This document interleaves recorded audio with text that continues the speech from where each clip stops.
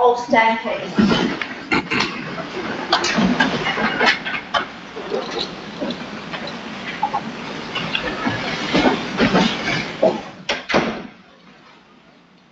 Please be seated. Yes, thanks, Mr. Reid. Yes, I call Mr. Philip Jackson. Yes, sir.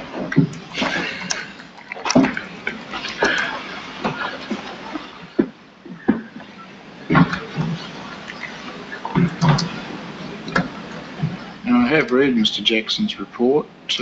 I didn't need to read two of them. No, you didn't, and I'll come to that. Well, I've worked it out. But Yeah. come in, Mr. Jackson. The witness box is over here.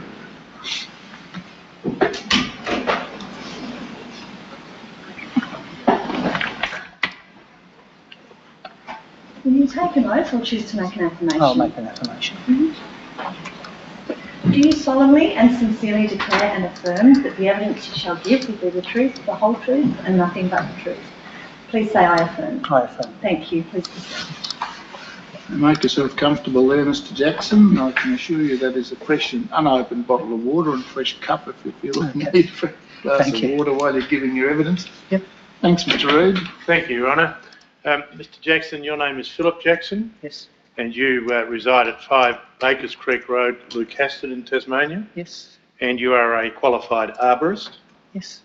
Have you provided 3 reports at the request of solicitors Dobson, Mitchell and Allport? I have, yes. Right. Could the witness please be shown document 176?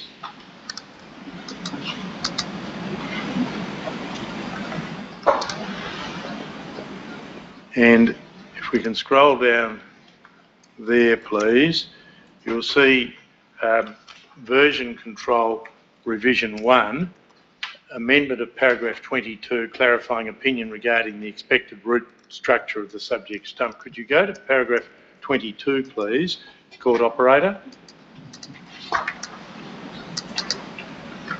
And I think if you just scroll up, please.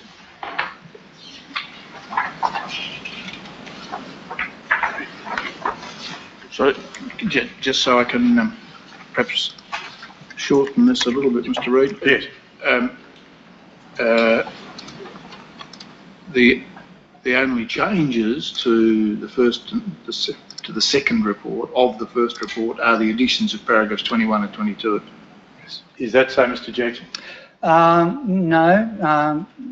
The first amendment or addition was a clarification of the contents of paragraph 20. So the paragraph 20 became Yes. a larger paragraph 20 and paragraph 21.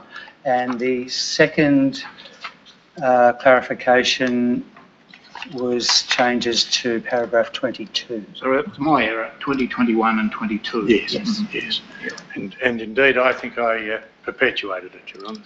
So, yes, thank you, Mr. Jackson. Now, I have a few questions for you. The photograph at paragraph 10, or there are 2 photographs at paragraph 10.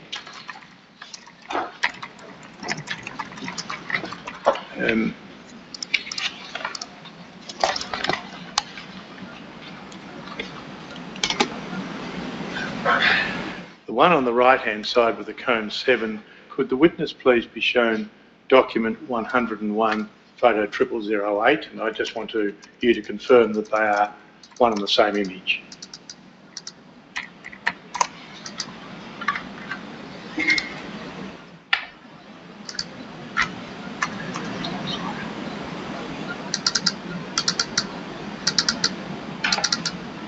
They appear to be. Thank you.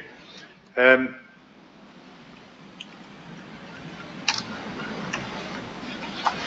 Jackson, if we go to your figure 5, and if Yes, if we could go to document 172, photo 0563, and have a screenshot of that, please.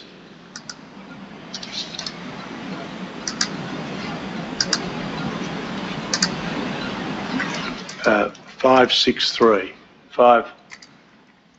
My number says 563. Yes. And if we can put a screen, if we can screenshot that.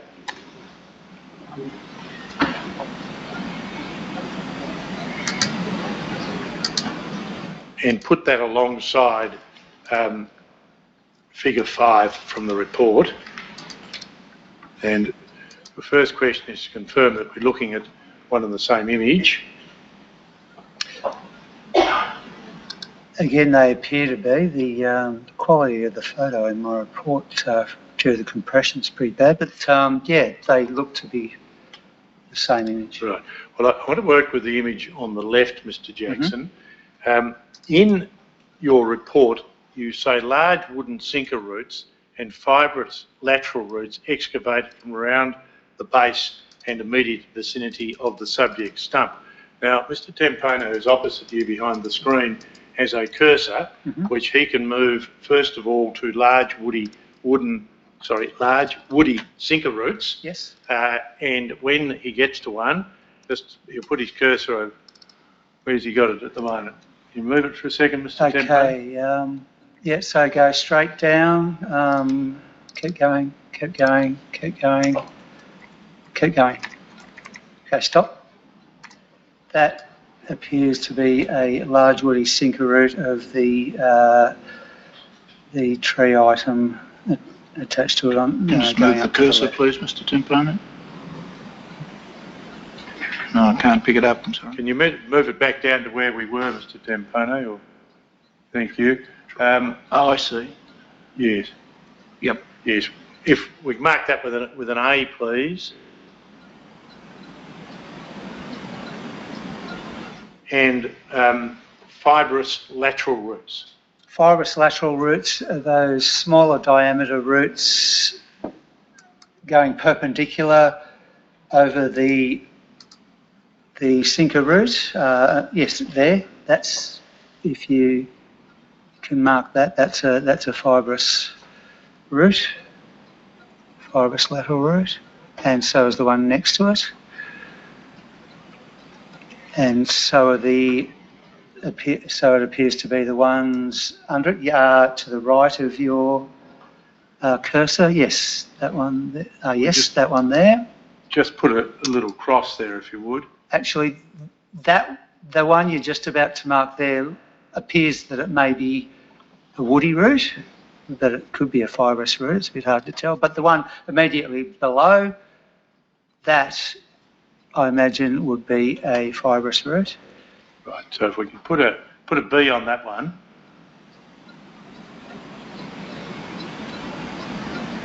And the one above it, put a question mark on it, please. Now, do we need to make any changes to that, Mr. Jackson? No, I can identify more fibrous and woody roots if you like. No, I think in the mix further in the remaining roots. What number is this? What document number is it? I tender the final report, Your Honour. It's 176. If we could just have 176 up, please, to make sure that I'm tendering the right document, and go to the top and scroll down. Yes, you'll see version control with the 2 changes. That's your final report, Mr. Jackson? Yes. Yes, I tend to that. What about your screenshot? Oh, yes, and I also tend to the screenshot. Thank you.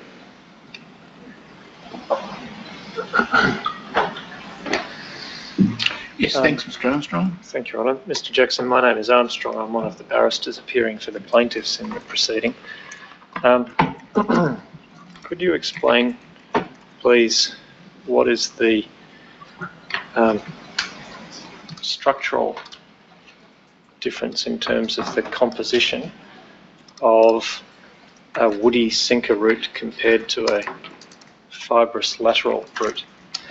A woody sinker root, by definition, contains wood, so it is contains lignin, which is a compound which produces wood and gives roots and tree matter its hardness, whereas fibrous roots don't have as much lignin, they have more cellulose, and so they're fibrous rather than woody by definition.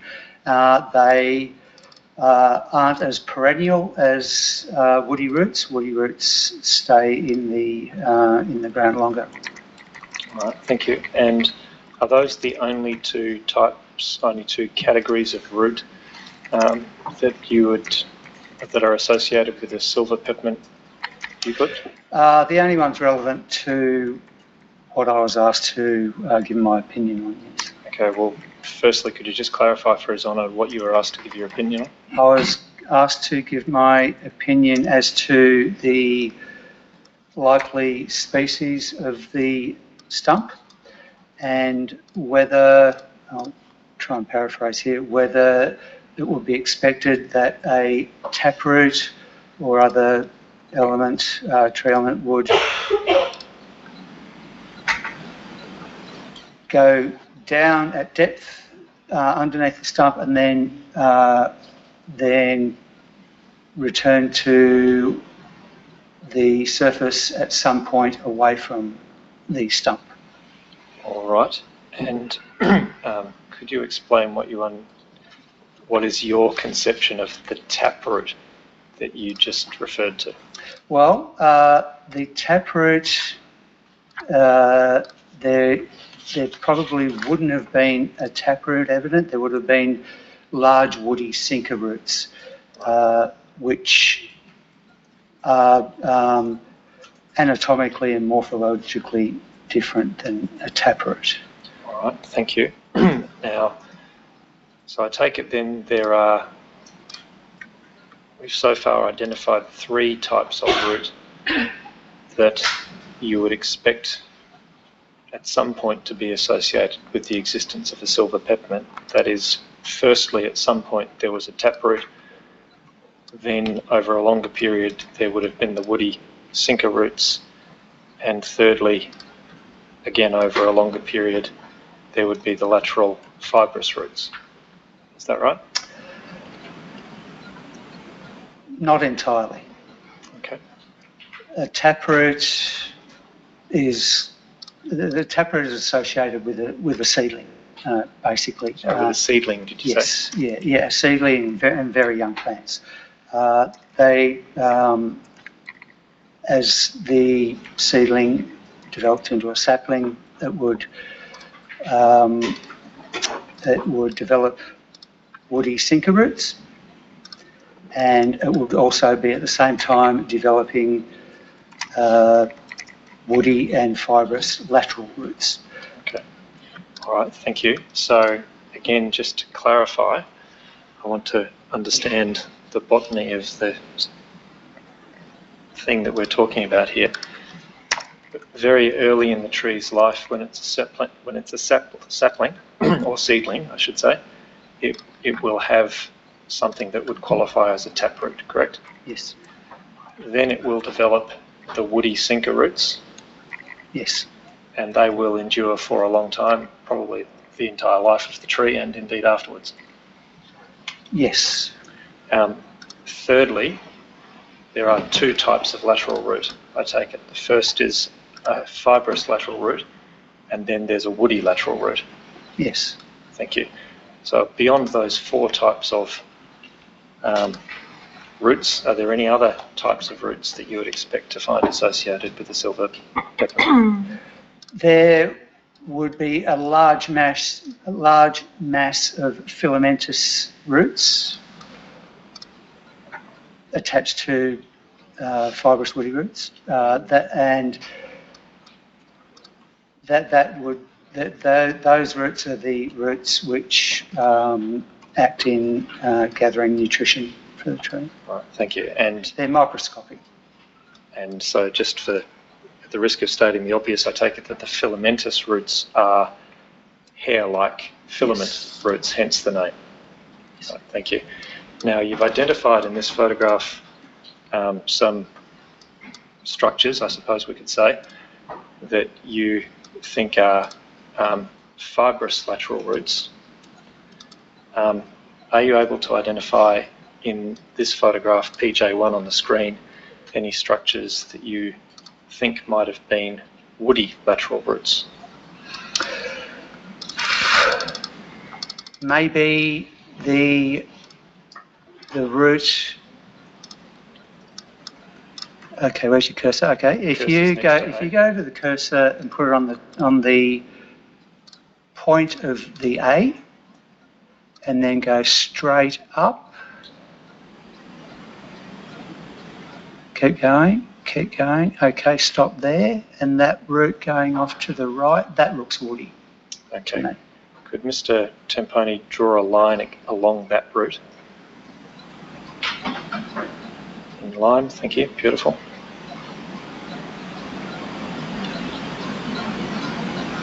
And could we mark that C?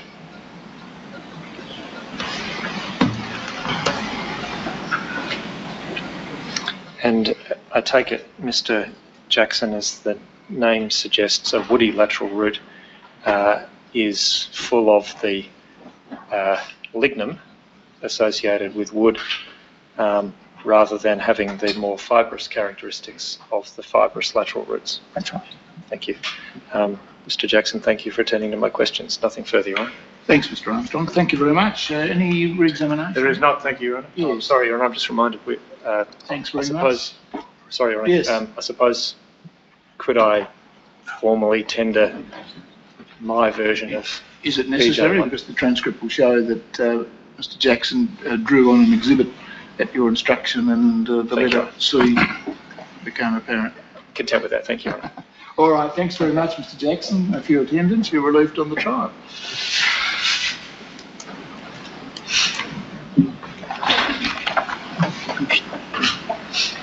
Thanks, Mr. Reid. Yes, I call Hamish Robinson. Thank you.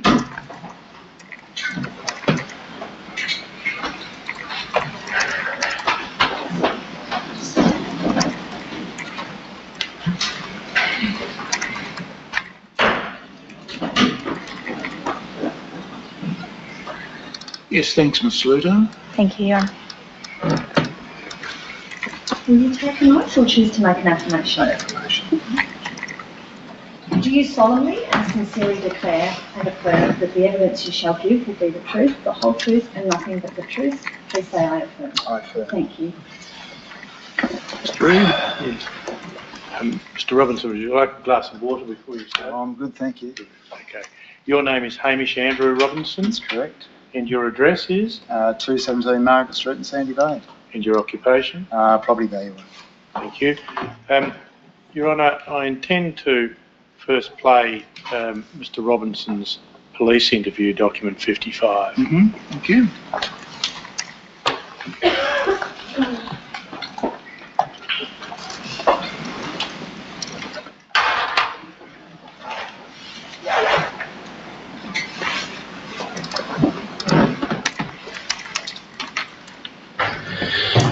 Recording now. This is a video record of interview being conducted at the Sorrel Police Station. It's Saturday the 5th of January 2013. Also present are myself, Detective Peterson. Also present is Detective Thompson. Hamish, for the purpose of the interview, can you please state your full name? Hamish Andrew Robinson. And your address? Is Unit 217 Margaret Street in Sandy Bay. And your date of birth? 27th of the 12th, 1967. Okay, which makes you 45. That's fine. Hamish, do you agree that it's currently 10 to 11 at night? I agree to that. Yep. And do you also agree, or sorry, do you understand that you're not under arrest at this point in time? I understand that. Yep. Excellent. As you're aware, Hamish, myself and Detective Thompson are investigating the cause of the fires in relation to the Fawcett area.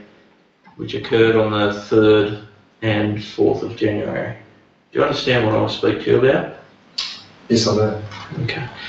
Before I ask you any further questions, I'll just caution you that you're not obliged to do or say anything unless you wish to do so, but anything you do or say will be recorded and may be given in evidence. Do you understand this caution? I understand that. Okay.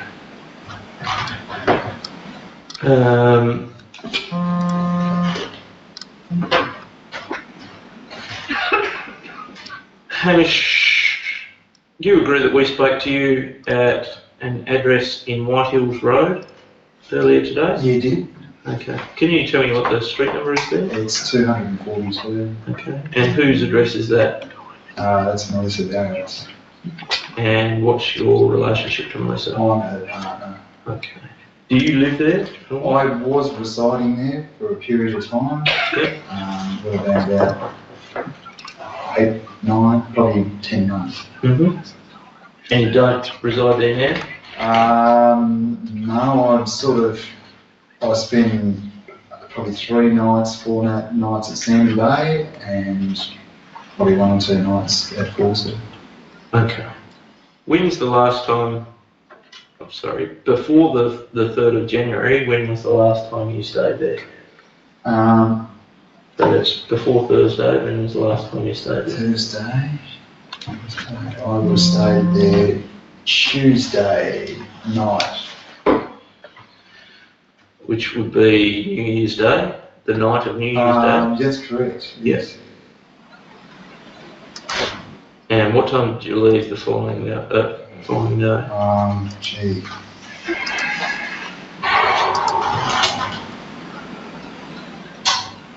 It would have been somewhere between 1 o'clock till 2:30, as I would have picked up my son from Lindisfarne. So that's 1 p.m. to 2:30 p.m.? That's correct, that's an approximation. Yep. Yep. On Wednesday the 2nd? That's right. Okay.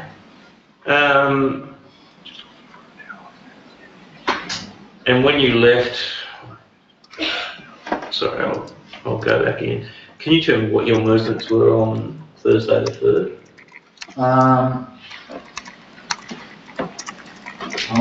Thursday the 3rd, I stayed at my unit in Sandy Bay, and I'm just on, I haven't had much sleep, so. That's right. Right, so Wednesday night, I slept at my unit. I stayed at the unit at Sandy Bay because I had my son Lachlan with me. Yep. I woke up in the morning and took him and collected his friend Harrison Mills, who lives at Gilston Bay, and I took them surfing down to Park Beach between the hours of 8 o'clock to 9 o'clock. That's 8 a.m. to 9 Yeah, a.m. I arrived at Park Beach between those hours. That's an approximation. Yep. Yep. And what time or how long were you there? Oh, I was there till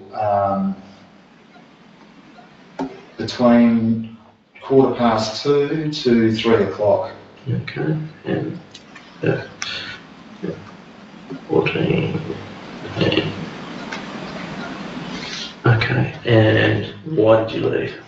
I received a message from Melissa Barrett, my partner. Yeah. At approximately, and I haven't got the message on my phone, so I can't clarify, but roughly around 2:33, that her property was on fire. And when you say a message, do you mean a text message? No, it was a voice message, Yeah. recorded on Message Bank Yep. through Telstra.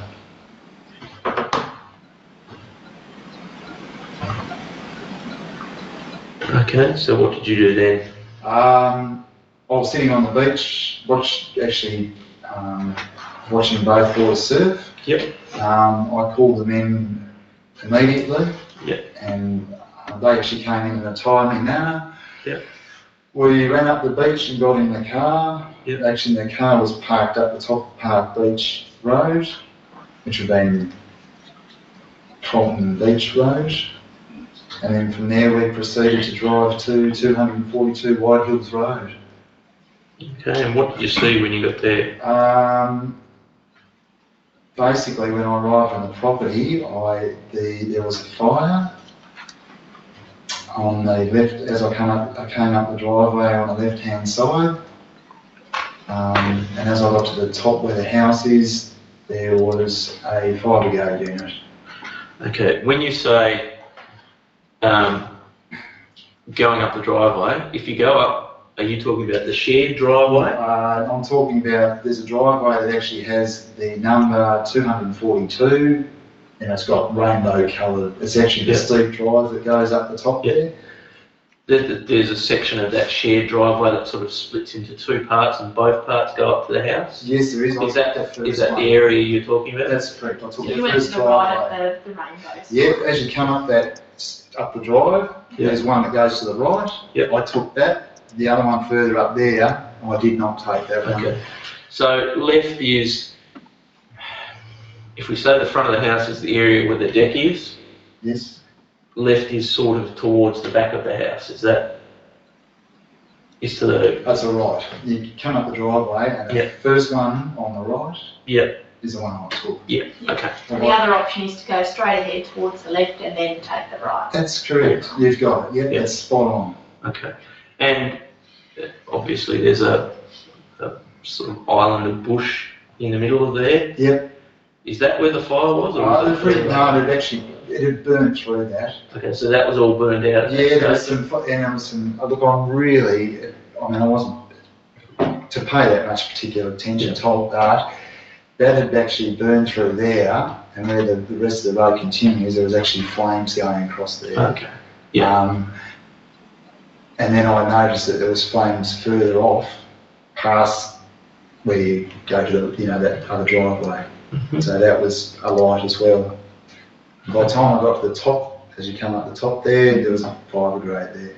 Okay. Where were they parked? They were parked pretty much parallel to where the house was from memory. Okay. So they're up the top. Yeah, Up the top on the land. Yeah, they're up on the top next to the house, basically. Now, whether they were perpendicular or parallel, I'm not sure, because the fire brigade had been up there quite a few times, so I'm just vague, but they were up there. Mm-hmm. Yeah. When you got the call, or when you spoke to Mel, did she say anything about where the fire had come from, or where it Not at all. She just said the fire was on property and she needed oil. She just said the fire was on property. Yeah. And just hung up, so it sounded like there was panic. Okay. And on your drive in, which way did you come from? Did you come from the Arthur Highway? I left Park Beach. Yep. And I went where Carlton Beach Road runs. Yep. And I headed towards Old Fawcett Road. Yep. And then from there I went right. Mm-hmm. And then went up Belmore's Road. Yep. And then So you went right, hit the highway, and then... Yeah, correct. Okay. And did you see any fire on the way there? Not at all, no. The only fire I saw on the left-hand side would have been that Richmond. And that So was, right out to Richmond? Yeah. Nothing close is what I'm getting at?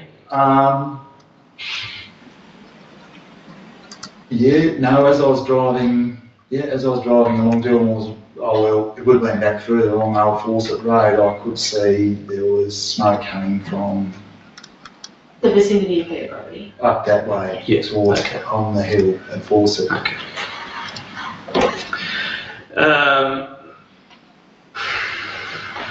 Do you have any idea where the fire at Mel's property might have started? If I actually stated, I couldn't confidently say where it started. Yep. I'd be guessing. Okay. Yeah. Do you have any idea what might have started it?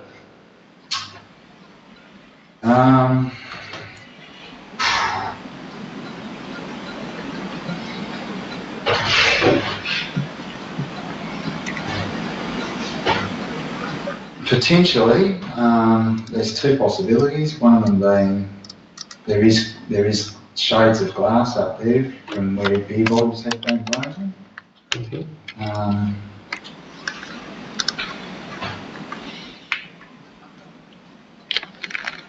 Yeah, look, it is. I mean, yeah, I really couldn't comment on that. That's It's just me.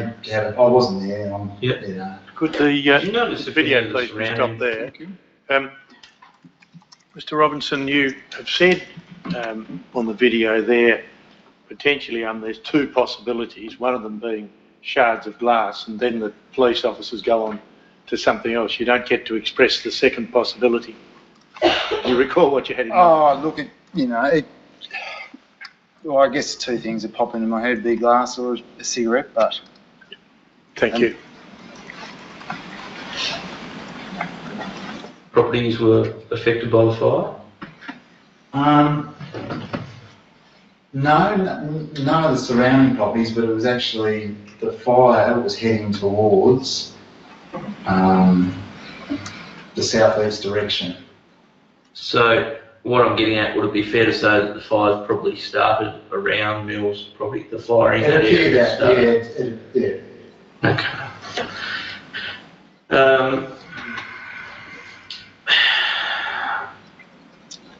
How would you describe the fuel load around Mills Place prior to the fire? How would you describe the fuel load around Mills Place? In generally, it's just low-level grass. Yeah. It's quite sparse. Yeah. There was some bark lying around. Yeah. I'd say it was light to moderate. Yeah. We'd spent considerable time clearing that property. Okay. Could the video please be actually- stopped there? Thank you. Mr. Robinson, you say it's generally just low-level grass and there was some bark lying around. Are you referring to any particular part of the property when you said that, were you? I think it would have just been a general comment, but I suppose back then I would have been referring to that area around the house and down to the northeast side. And down to the south around the septic area or not? Not so much. We hadn't got to that area. Thank you.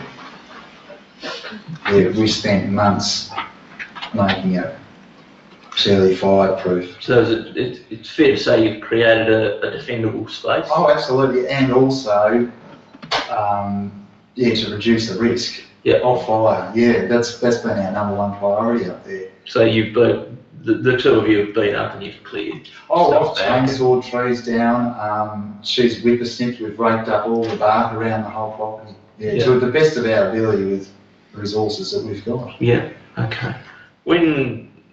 How often do you do a clearing sweep, I guess you'd call it? We pretty regularly, well, when I was up there, we did it from, I moved in there in December, and we went right through to, it would have been spring.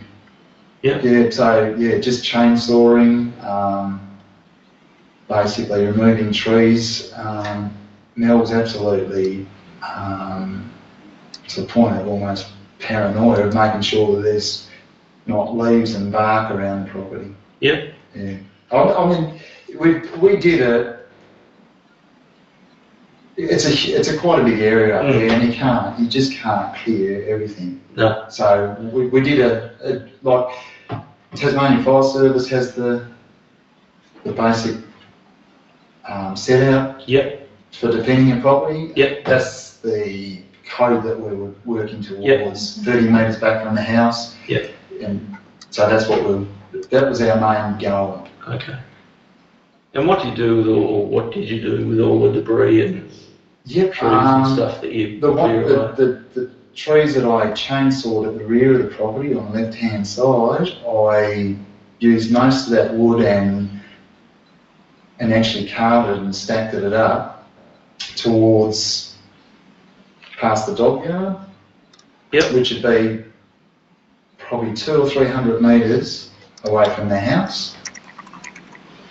The remainder of the smaller stuff that wasn't worth chainsawing, I couldn't do with, I actually burnt that off, and that was between June, July,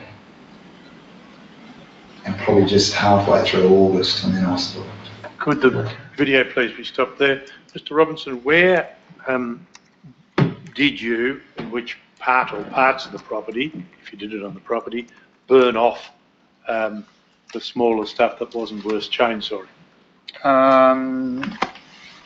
Yeah, the remnants of the chains or the trees that were removed around the property was pretty much stacked on the stump that's in question at the moment, and I lit 2 or 3 bonfires on that. Around the other property there was, wattle trees and other things like that, and they were burnt in separate areas as well. Right. Could document 101 come up, please? And if we could take photo 7. Now, the stump to which you refer is that with the number 7 on it? That's correct. And did you, and next to it there is a another piece of wood which has been called a rhinoceros horn. Did you have any bonfires on the rhinoceros horn? No, I didn't. Right. Thank you.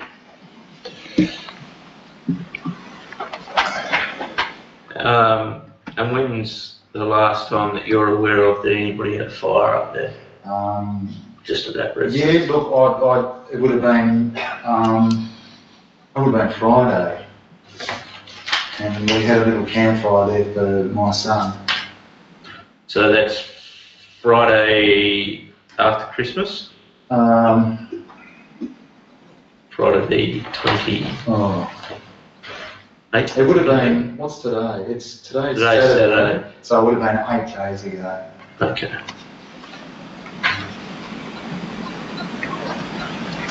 What was the circumstances with that fire?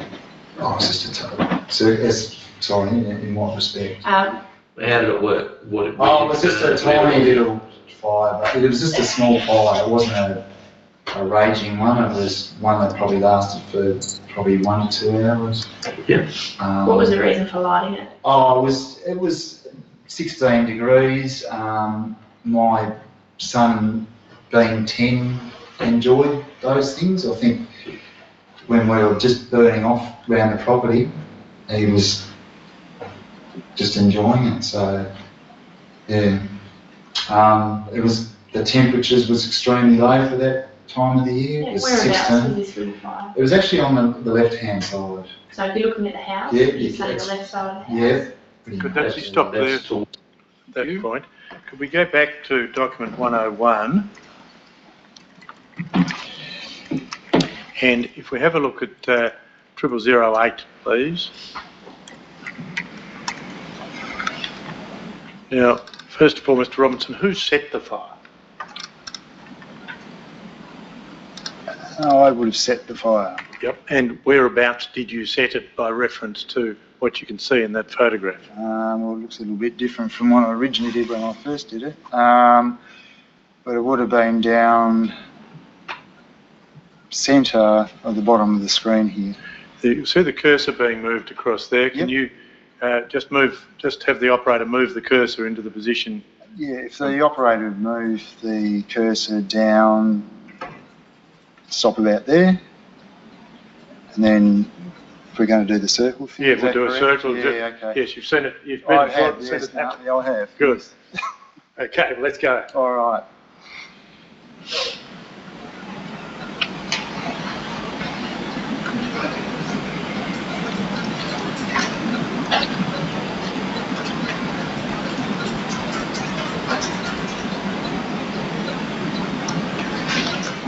So if we go from there and then heading like a motion towards my left of the screen.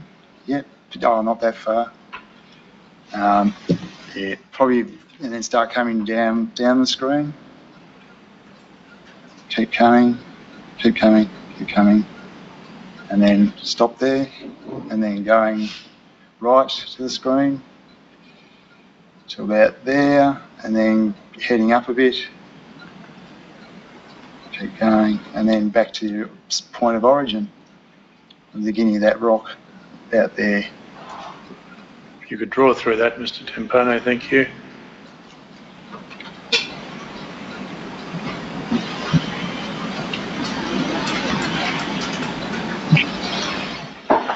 And are you happy with that? Best of my memory, yeah. Yep, that's fairly accurate. Thank you. I tend to that. Thank you.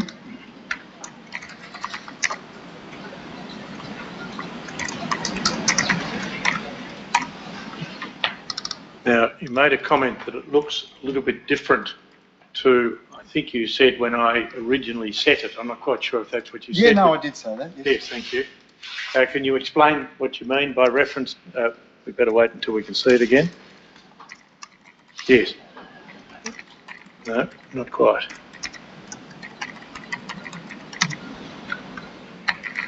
Okay. Yeah. Well, from my memory, I'm going back about 9 years here. The front of that stump was not as exposed as that. It looks like there's been some dirt or soil and rocks removed around from that area. So it was a lot more dirt, and that the top of the stump was actually more hidden than that.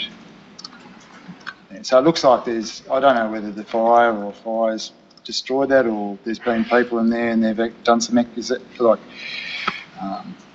But it work looks around it. It looks different for the height of the dirt as we look into the photograph. Oh, definitely, yeah.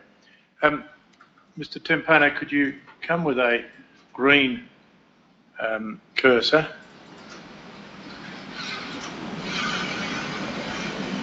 And if you can, and say if you can't, please, Mr. Robinson, if this is too difficult for your memory, to put the cursor at about the height that you recall the dirt and ash had been, or the dirt had been.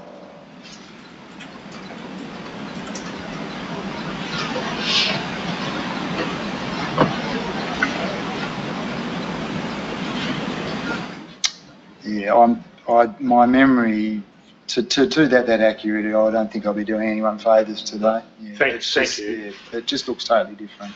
Yes, thank you. The interview can be recommenced. Thank you. Towards the driveway? Yeah, that's correct. Yeah. And how far out from the house do you think? 40 metres.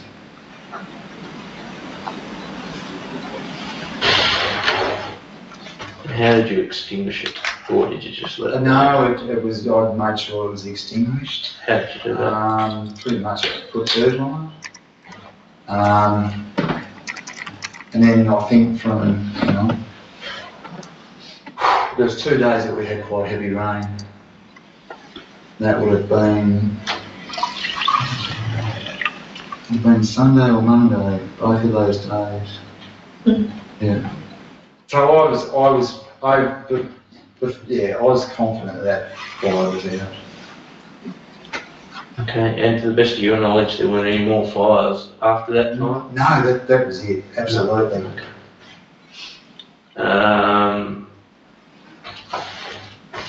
Were you involved with, on that day, were you involved defending the house from fire?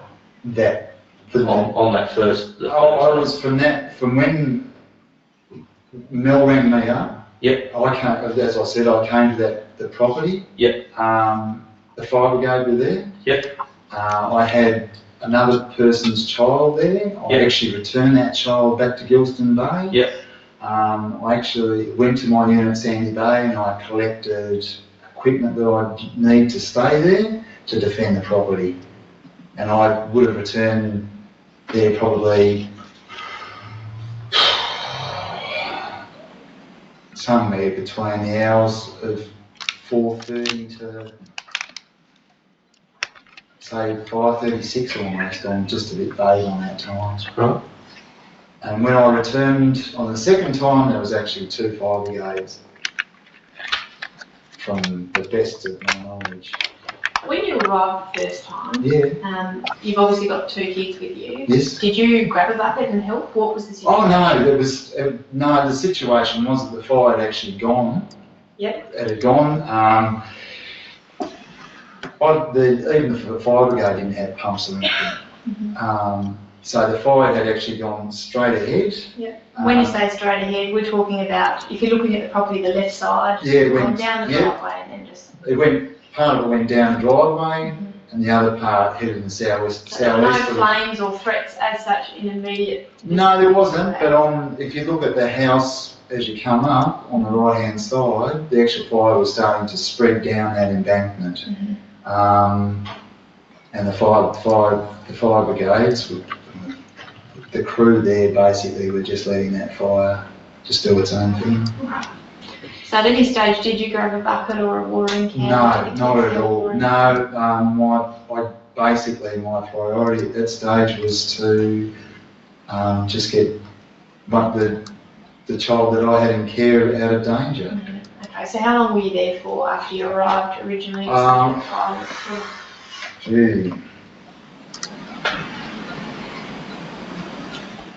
hard being accurate, considering what's happened to the events. I'd say I would have been there 20-30 minutes at the most. Before you left? Correct. Yep.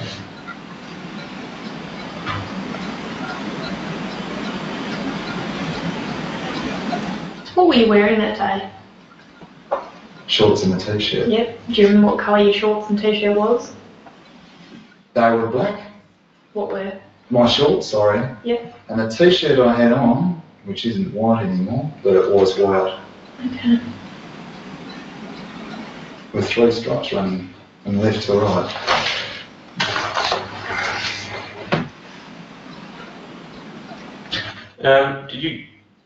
Sorry, I just need to check.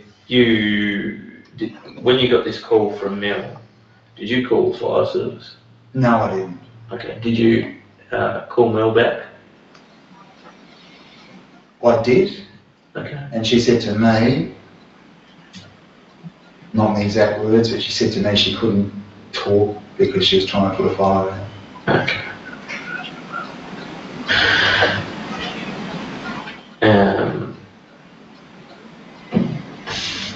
So then you turned out. How long do you reckon it took you from the time you got this call from Mel to the time you sort of turned up at her place?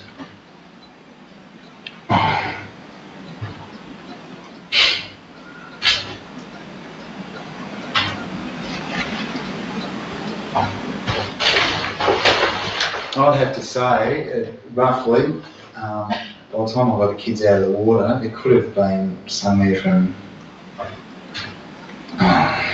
that's a tough question, that one. It could have been somewhere from 20 to 40 minutes. Okay. Yeah, you just don't keep time of those. No, of course not. Yeah. But by the time I collected the kids and ran on the beach and got up the road, and I think it's roughly a 10-minute drive from Park Beach to Fawcett. So it's just an estimation of time. Okay. Obviously we've been in touch with the fire service and they've provided the names of the first people to call in relation to this fire. There was a call from a resident that's up on the hill from Mel's place. It's got a sort of a view down into the yards and where the house is and so on. Right. What they've described to us is that 15 to 20 metres to the left of the house, there was a small fire on the ground, and the fires were about 3 metres wide and about 1 metre high. It looked like a grass fire. Now, this person's gone back inside to tell one of the other residents there. They've come out, and in that time, the fire spread to near a tree. They've called 000, and we know from the fire service records that they called 000 about 2:15. Right. They then described a person they believe to be a male with 2 or 3 kids running around trying to put out the fire. He was wearing shorts and a t-shirt. I think the other witness, who was the other person at the house, described a male wearing black shorts and a white t-shirt, and the kids running around with a bucket in his hand. Was that you? Well, we would have had to have been. Okay. So that was actually that. Was it 2 kids? No, it wasn't 2 kids doing that. Actually, yeah.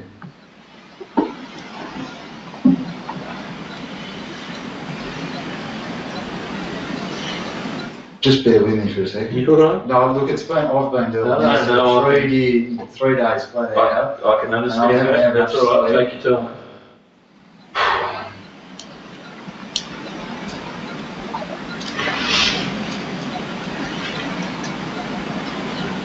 I'm just trying to recall the events. You alright? That's alright.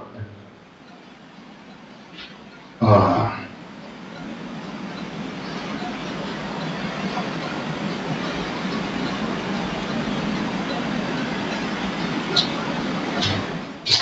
I'll just give me a second. You're right. I'm struggling to think what happened. Totally okay. But I'll skip ahead and I'll say why this is important. Yeah, These are the first people to call. yeah, We know that the first, because obviously the fire service keep very tight track of all their fire units, this sort of thing. We know that the first unit from their systems didn't arrive at the fire until 15 minutes after. Oh, okay. Well, I've just, yeah, oh, yeah. So what it sounds like is that you were there before the fire. Could have been. Look, I could have, but so the second time, there was a midway fire brigade turned up. They were the first ones that turned up. Yep. Yeah. Yep. And then there was 2 that turned up. I think our records, fire's records, suggest that the first 2 might have been the Dodgers Ferry and Midway Point. I remember the midway point. Yep. I can't remember the other one. The third one that came up was the Wattle Hill. Okay. Yeah. So the way you were describing how you turned up, you were pretty adamant that there was a fire truck already there. Oh, the flames were gone, there was oh, no real threat. And to their house, sorry. To Obviously. whose house? To Oh, the yeah. fire's a threat. Yeah, no, I mean, there was no immediate flames around the house, and it all kind of tended towards. It has, but we were. There is no doubt that there was a stage there that the kids and I were trying to put a fire out with water in there. So when we asked you before about it, you said no. Oh, no, it wasn't that. Look, the thing is, and it's not me I'm not withholding information. It's just that from that date, when I turned up, I have been fighting that fire all the way through, and I've had some pretty horrific events up on that. So it's very hard for me to recall in exact details what happened on that instant that I turned up. I understand what you're saying, but the reason from our point of view why that's important is this is the very first report of any kind of fire Oh, okay. That we know about at this stage. This is the first report that's been made to us or to the fire service that we're aware of. Right, okay.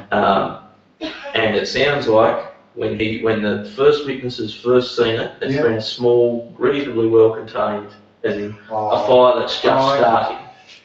So we're trying to work out, is this the original fire? Gee, hang on.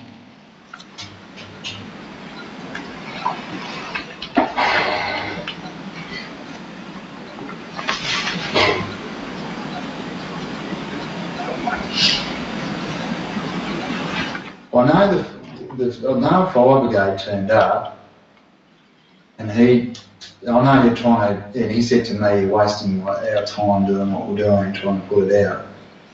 And I said to him, I was just trying to stop it from catching. Yeah, look, gee. What I'm trying to get at, is there a possibility you were there before the fire service got there? That is a possibility. You and the kids got there? That's a possibility, it is, and I've just got those events mixed up. Okay. And Between so, dropping the kids off the first time and the second time, so yeah, that is a possibility. so then the question I have to ask is, were you there when the fire first started? No, I wasn't. Okay. Do you know anything about it first starting? The only first starting that I'm aware of was when Mel gave me a phone call. Okay. Is it possible that you, and I understand that you are very tired, and No, that's okay, yeah. you are possibly confused, and I don't want to suggest stuff, but is it possible that you might have gone up there and then gone out at a later stage again to drop off Harrison, and the fire might have started while coming you were back up to there? me now. What? Go ahead. Hey? Go ahead. Yeah, no, it's hard. It is hard. I actually left the property when the fire brigade had arrived. Okay. So they arrived, and well, hang on a second. All I can say is when the fire brigade was there, I left with Harrison, because that would have been deemed to me being safe that the fire brigade was there. So when you say you left with Harrison, And Lockie, okay. I left with both of them. Yeah. So when you arrived, you're not sure if they were there or not.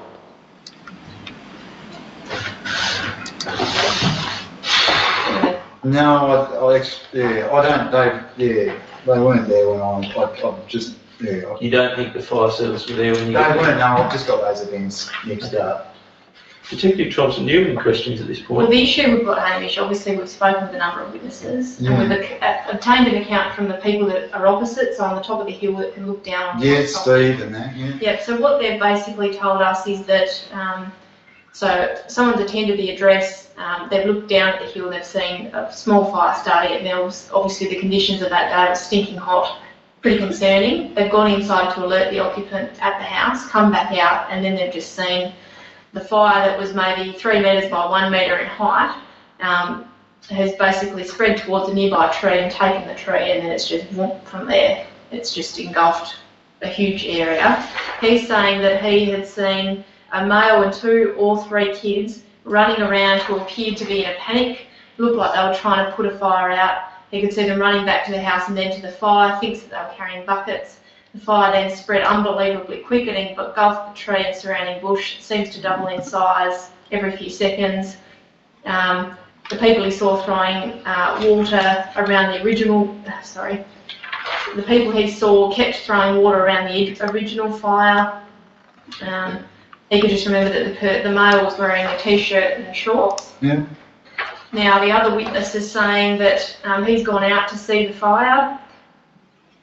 It's been on the ground about 50 metres to the left of the house, so they're looking down in front of Mills. It was 2 to 3 metres in height, in metres high and 1 metre wide. He's got a little bit of fire background. He obviously knew it wasn't good with the conditions. Rang 000, ran inside. When he came back out, the fire had just taken off. You could tell it was out of control and heading for a neighbouring property. He could clearly see an adult male wearing black shorts and a white t-shirt. Looked like he was pacing about at one point and had a bucket in his hand. There were also 2 young kids with him, maybe 9 to 10 years old. As the fire grew, he thought it was going to destroy the neighbouring house, and again rang TFS, again on 000 saying how serious it was, and then 2 fire trucks arrived about 10 minutes later. So as you can appreciate, the issue we've got is, were you there when the fire started? I wasn't there, well, no, I wasn't there when the fire started. Okay, because that call came in at 2:13 p.m. You're saying you got a call from about 2:30? No, it was about 2:22. Okay. Yeah. Yeah, so either way, you got a call from Mel, you're thinking after. Oh no, it's on the phone. I've got a message, and unless you check the phone, it says it's around 2:22. I got a message on my phone from there saying that there was a fire there. It just, so they're saying it was like a small vegetation fire, and then all of a sudden it just took a tree and then went out of control. And the male was present with kids when that happened. So. Oh well, then. I mean, Well, it wasn't present. I mean, yeah, you'll have to check the phone. It'll have a time on. I got up there, and there was a fire going on. So you deny being present when the fire was lit? Well, what do you mean lit? Well, when I'll it put it started. to you, did you Well, light the fire? I got there and it was already started. Alright, okay, so That's deny that you lit the fire, you got there and there was a Beg your fire. pardon? You deny that you lit the fire. We have to ask you. Oh, I did not light the fire. Okay, did you There's think absolutely no doubt about it. I Do did you not. think that Mel had lit the fire? I doubt that very much that Mel light a fire. I can't substantiate that or prove it, but yeah, no. Okay, what about one of the kids? You said. No, God, no, they were in the car with me. I know where you're heading with this, but no, I'm not saying that, but there's no. We've got to cover everyone. I know it's not, there's no way I'd do something insane like that. What? Well, is it possible that there was an accident? You know, that some sort of accidents happened. I'm very surprised that Mel wouldn't have run the fire brigade. And if she didn't ring... You're not saying that. No, but I'm just saying I know her really well, and the whole time we were up there, even the smallest little outbreak, she was ringing 000. I mean, it's just the witness's statement that we're getting confused with, and we're trying to. Oh, look, I understand that, but yeah, look, no, that's only my word saying that, but there's no way Mel would have lit that fire. Okay. And you don't think Lockie or Harrison could have been responsible? I'd stick my life on the line saying that they couldn't, no, they didn't. If what you've said is true, you weren't even there when the fire started. No, well that's the fact. Yeah. So just so we absolutely spell it out, you weren't at Mel's place before Wednesday, is that right? Oh, sorry, after Wednesday? You weren't at Mel's place between Wednesday...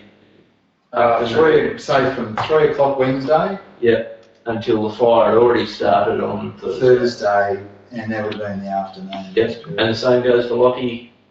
He's been with me the whole Yeah, time. and the same goes for Harrison?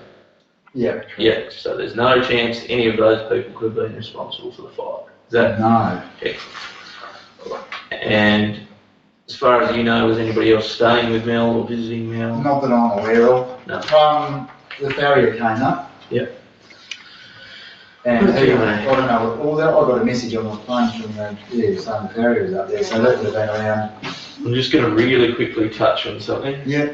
Do you recognise this area? I'm just showing you a photograph. Yeah, that's on the left-hand side of the house. Yeah, that's a log there, and that's the septic tank. Yeah.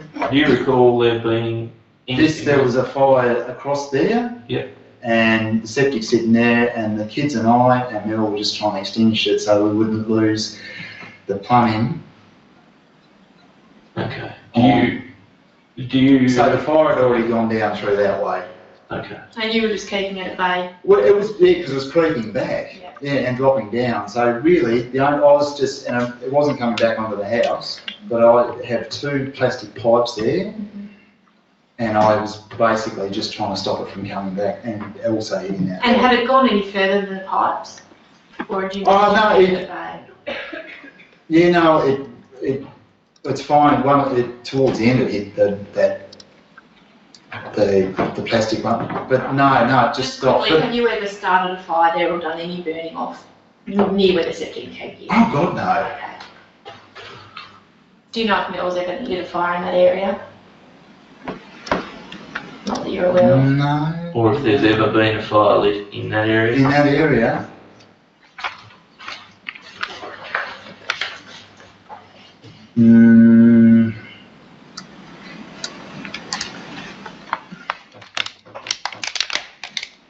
Just bear with me for a second. No. I'm thinking about the whole 12 months here. Has there ever been a fire listed there? So if we can narrow it down, in the last 6 months, has there ever been a fire lit there? Not to the best of my knowledge. Okay. No. That being the case... Is there anything else you want to quickly say in relation to the matters we've discussed today? No, not really. Okay. That being the case, Detective Thompson, if you've got no more questions, I'll conclude the interview, but before I do, Hamish, would you like to make any comment about your treatment by any police officer involved? That's been exceptional. Okay. I'll conclude the interview. The time by my watch is 11:28 p.m.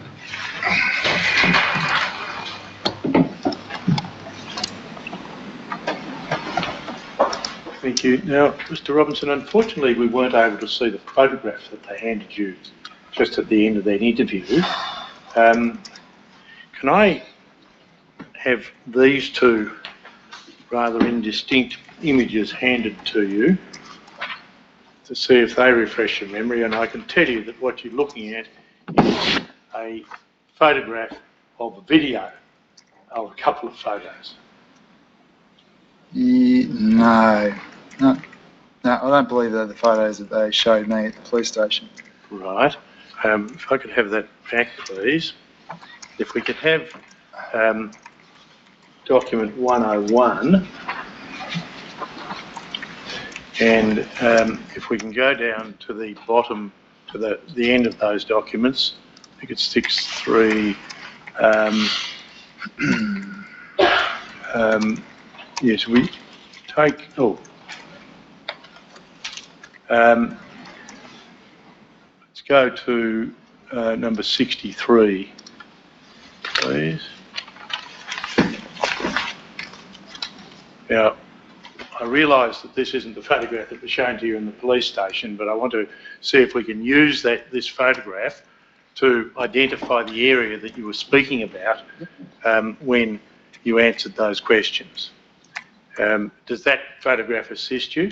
Yeah, it does, yes. Right, now, just before I go on, we'll screenshot that and then we'll play the cursor trick again.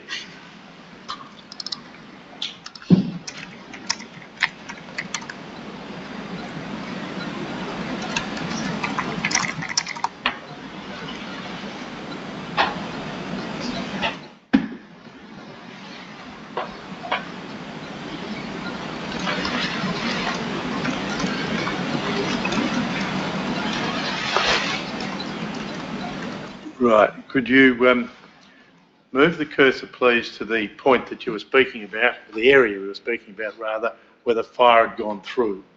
Oh, the fire had gone through when I first turned up? Sorry, I'll take you back to the bit of the transcript. And the septic's sitting there and the kids and I and Mel were just trying to extinguish it so we wouldn't lose the plumbing. So the fire had already gone down through that way. Is that? Do you need to watch the video again? No, I'm just trying to clarify your question. Right. So there's two parts of that. Is the fire, when I was talking in that interview, I'm talking about when I first turned up. Yes. The fire had actually gone from the subject area, where that stump area is, all the way through the property. Yes. And then it was actually starting to burn back. Yes. If we're looking here to the southern side of where the house is, down near where that, I think they're referring to it as the big log. The big log, yes. Yeah, so the fire was actually starting to head, back towards the house and then down towards that hill. So that septic area there is where the fire was starting to burn back onto the property. Right, and that's the area that you say that the kids and Mel and I were just trying to extinguish so we wouldn't lose the plumbing. That's correct. Right, okay, now is that blackened area that we can see between, well... Yeah, well, where the cursor is at the moment. Yes. Perfect spot. Don't move it, please. And if we head in a straight direction down, the other way, sorry. I was saying, if I said north, is that easy for you? Probably left and right might be easy. Okay. Left and right and up and down. Up and down. So if we go back to where that log is and just probably about 5 centimetres to the right. Stop, yep. Now I'll just back a little bit more. Yep, stop there and then click there, and if you go forward. Up or down? Up, sorry. Up. Yeah, and then stop there. And then to the right. Stop there and then back down. Stop and then back to the origin of where we started on the left. So through that area? Yes, Thank you. to the best of my memory at that time. Right. Now, you referred to the septic, Yes. and that is the white area to the right of that square. Is that right? I think the septic pretty much sits in and around that squared area there from memory. Okay. You said that you were trying to save, find this, towards the end it hit the plastic pump, is how it's been transcribed, but I don't think the word you used was pump. That's correct. Yes. Pipe. Pipe, thank you. Now, can you identify that plastic pipe that you're referring to? Jeez. Yeah.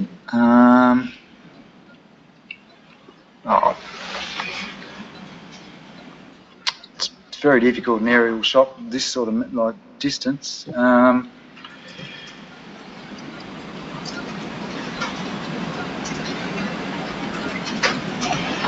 Yeah, I'd say it's contained in the left-hand corner of that square. Right. Okay.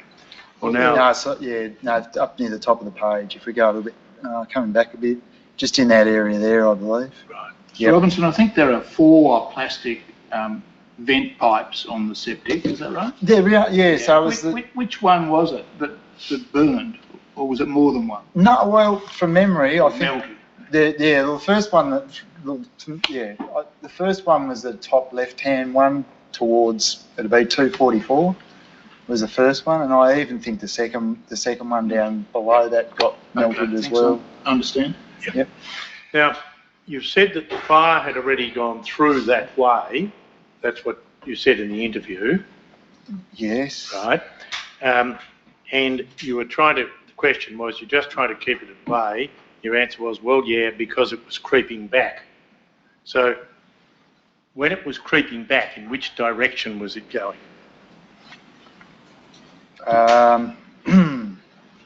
From the picture on the screen here, Yes. it was creeping back towards the house. Right. Just a moment, please. Yes. Mr. Tempona, can you get a green marker out, and we'll put it, if the witness is happy with using an arrow, we'll see if you're able to, is it convenient to use an arrow to mark what you're describing? Yeah, that's fine. So, Okay. yeah, if we took a direction of saying north front, south the bottom, east being left and right, I'd say it was heading in I'll make it easier. Yes, you're going to have to take your geography away because you haven't quite got your north, south, east and west right. No, I'm under pressure. It was heading in down towards the right bottom corner of this page. Right, so we go into that rectangle, do we? Yep, I can do that, yeah. Yeah. Click there and then head down towards the right bottom hand. And that was when it was creeping back. Yeah. Yeah, within the rectangle, are you saying, Mr. Robinson? Well, it was just, in general, yeah. Yep. So if we just draw an arrow from where you have that dot in the rectangle, in the square rather, it looks like, down to the bottom of the corner of the square. Now just to the bottom corner of the square, Mr. Tempona.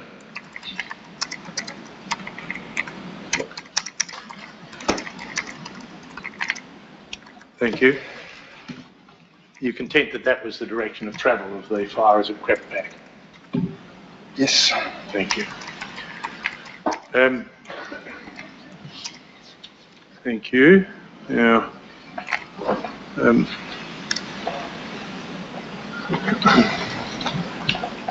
Mr. Robinson, I've got to ask you about your experience with fire.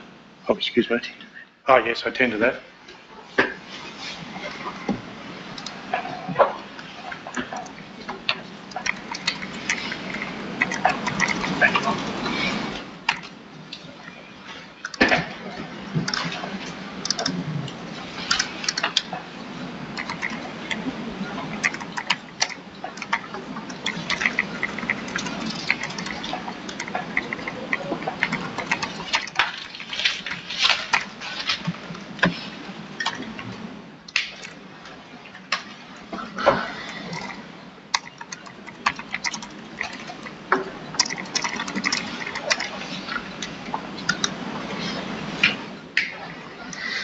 Thank you.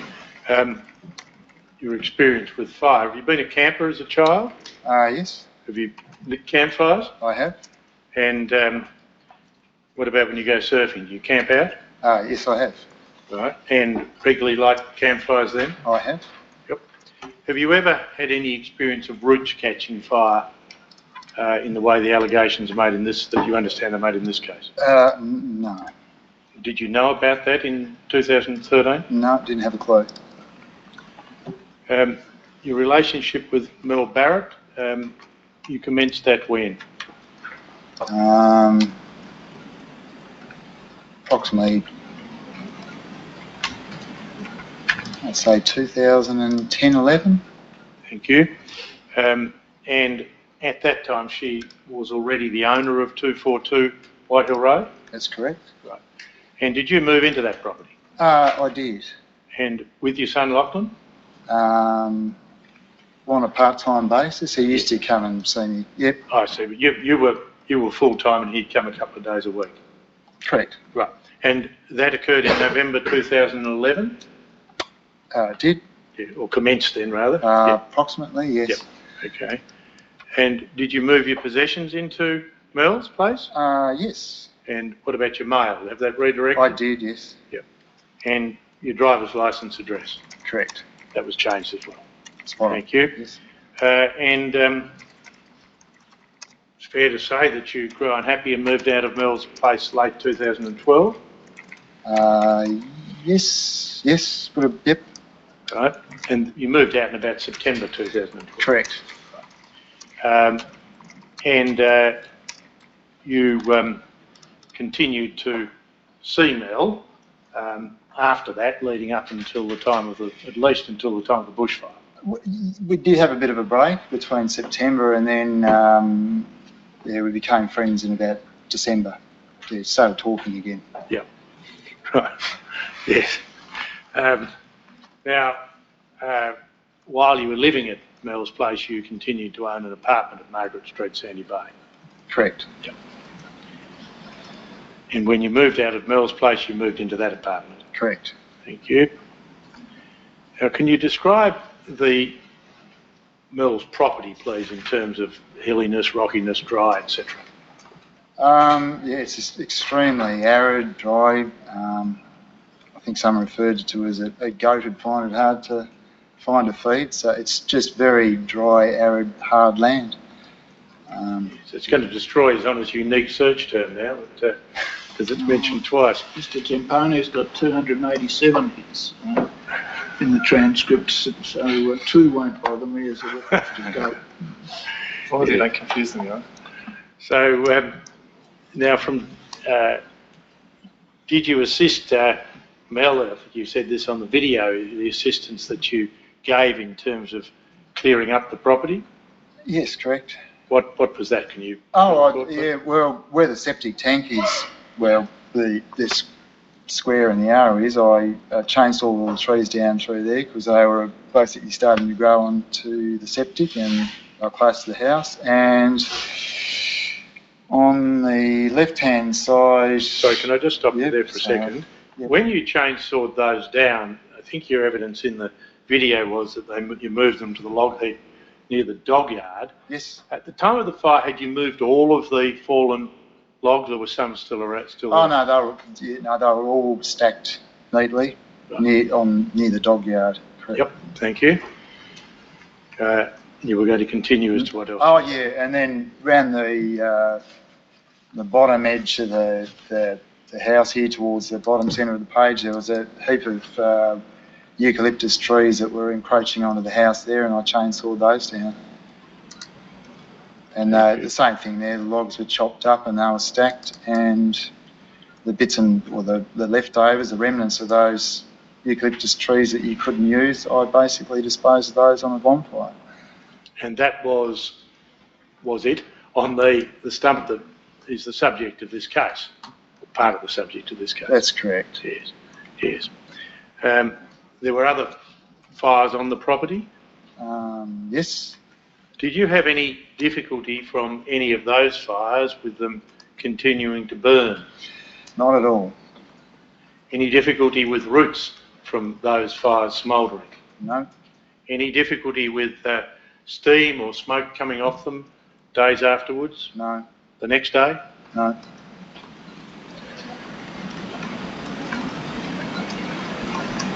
Now, I can now turn to events a little closer to the fire. Did you finish work for the Christmas break in late December? I did. And you planned to stay at Mel's place, did you? That was arranged, yes. Yes. With Lachlan? Yes, And the idea was to camp, was it? it was, and use that, yep, As a base to go off and surf? that's correct. Right. Right. So Lockie was a keen surfer, Yes, and as were you. correct. Thank you. Now, you stayed at Mel's place between the 28th of December and the 1st of January. That's correct. Thank you. And I should ask you, sorry, about the video. You obviously expressed extreme tiredness and a little bit of uncertainty as you were telling the police, you're answering the police's questions. Given that caveat, were you content that you had told the police the truth to the best of your ability? Oh, absolutely, yeah. Considering the confusion, yeah. Thank you. Now, on that first night, the 28th of December, it was your intention to camp, Correct, and you set up a tent, correct. and you set that up near the stump, did you? No, it was in front of the sun deck. The tent was, yeah. So there's a sun deck that's at the front of the residence there, Yes. and there's actually a good spot. And where that car, the car's parked, it was just that, yeah, just in front of the sun deck there. A little bit, yeah. So if you just if you want to draw a square just in front of that sun deck, that'd be perfect. Yeah, it's close enough. Yep. Okay, so we'd better put a T above that, being a T for tent. Right. And you weren't truly camping because you were using the facilities of the house. That was the intention. Correct. Yep. Now, did you sleep in the tent on the 28th? I did. And did you continue with Lockie did Lockie sleep in the tent on the 28th? He did. Yes. And did you continue to sleep in the tent until you left on the 2nd of January? No, I didn't. Why not? Because Lockie was complaining about how cold it was because we were having one of those lovely summers. It was like 14, 13, 12. And because he was a 10-year-old and I didn't want to make him too upset, we moved into the residence because it's obviously warmer in there. Right. What was the weather like on the night of the 28th?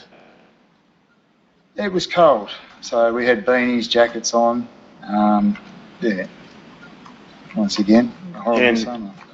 And you decided to light a fire in the tree stump? Correct. Yes. And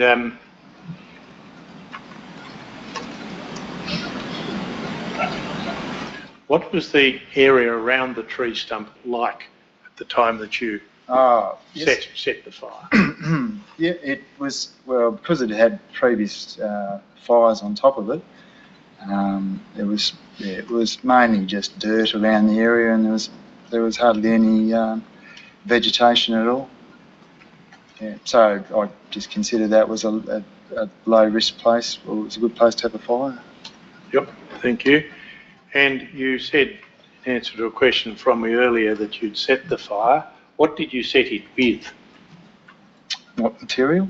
Yes. It would have been bark, leaves, and just natural woods that were in the area as kindling. Yep. Yes. And did you put any logs on it?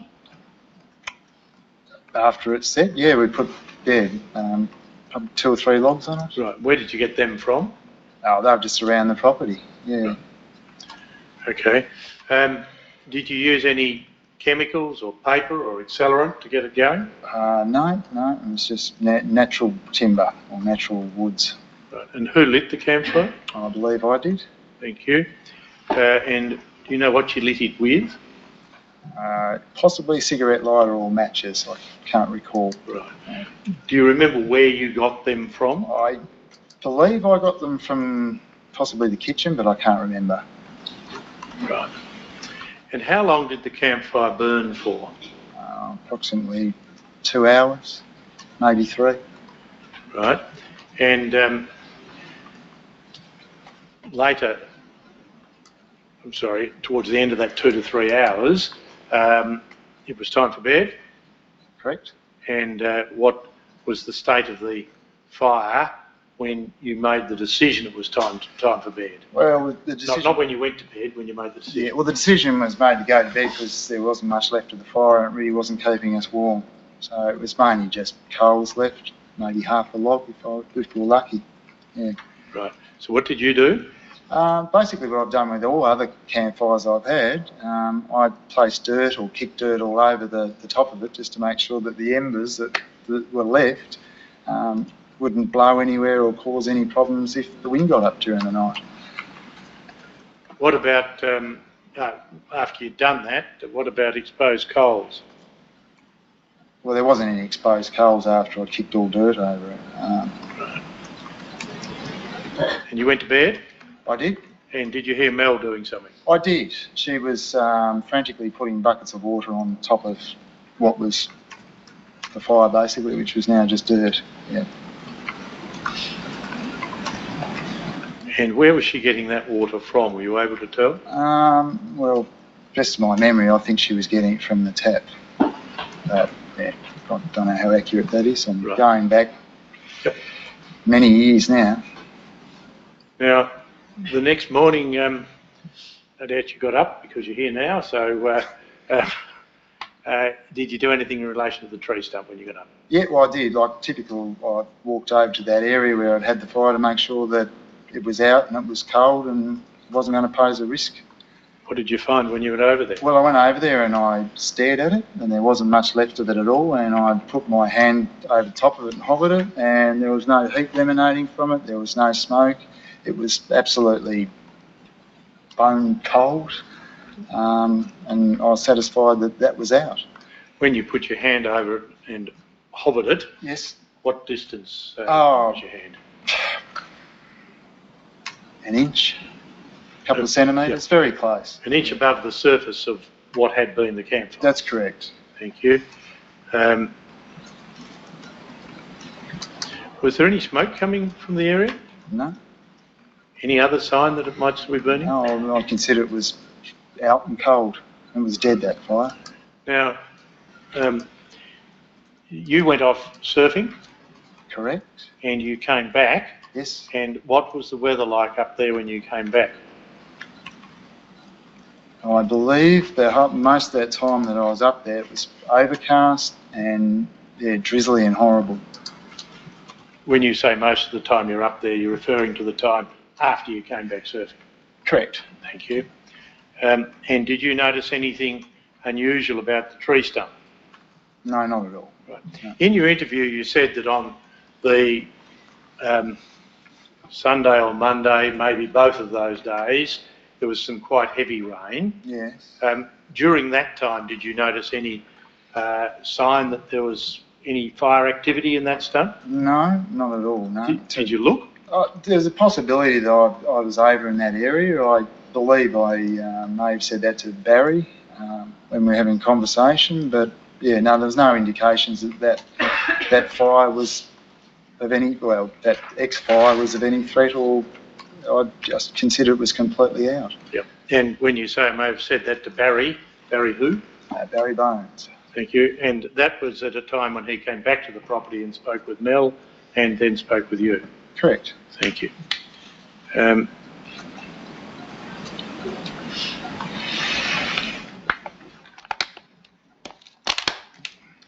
Now, at that property, have you seen steam before? I have. Can you explain that to His Honour, please? Well, that property has a lot of exposed rock, red ochre, and I've noticed when it's been drizzling and raining up there, when the sun comes out, you can actually see be steam or water evaporating from the rocks that are exposed on that property. Yeah. it's quite significant on the left-hand side where Melissa typically parks her cars where there's exposed rocks there. So, you were looking at the exhibit in front of you. Yes. And there's a car parked there. Is that where Melissa typically parks her car? No, it's actually, where she typically parks her car. She might park it somewhere different nowadays. But if we come down to the bottom of the screen and to the end of the house at the bottom of the screen, if you stop there, and if you did a square around that area there, keep coming right down and then back along and then back up. Yep, there's a nice piece of exposed stone there. Right. So we'll put an S next to that. Thank you. Now, I think you may have dealt with this, Mr. Robinson. I apologise for asking you twice, but you were talking about the weather that occurred at Melissa's place. Drizzly, I think, has been your evidence on the 29th. The Sunday, Monday rain. What was the position as a general description from the 29th through until you left on the 2nd? From memory, it was up until, I would say, up until the 3rd, if we're talking, the 2nd, it was just overcast and cold, and it was a pretty miserable summer. Right, thank you.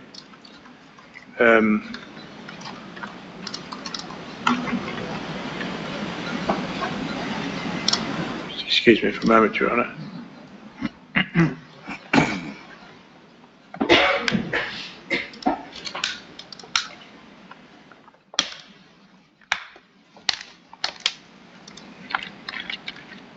Now, do you recall, after you'd taken the boys away from the property, you came back and the Wattle Hill Brigade arrived? Yes. And that was around sunset, is that right? Correct. Yes. Thank you. And can you tell the court what occurred at that time? What they did? Oh, what they did? Yeah. Yes. The southern end of the property where the septic was and down below into that gully on the southern side, that was starting to reignite on fire. From memory, there'd been a helicopter there water bombing prior to them arriving, and they turned up and decided to, I think they called it backburning, and reignited they just ignited the southern side of the property, which was all behind the dog's yard and everywhere, and just set it on fire. And their explanation to me was that the fire was eventually going to burn down around the back of the property anyway. Now, you may not be able to see the area in which this backburning took place in the photograph in front of you. Yeah. If you can, please point to it. If it's not in photograph, can you tell the court where it is out of photograph?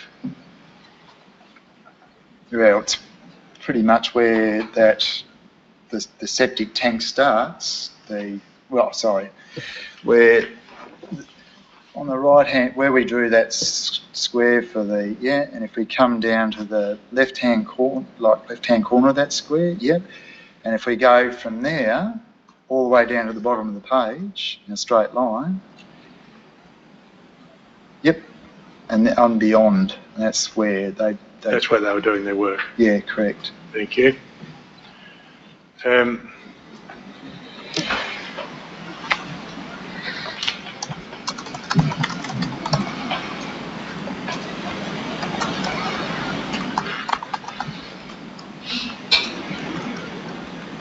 Excuse me again, please, Your Honour.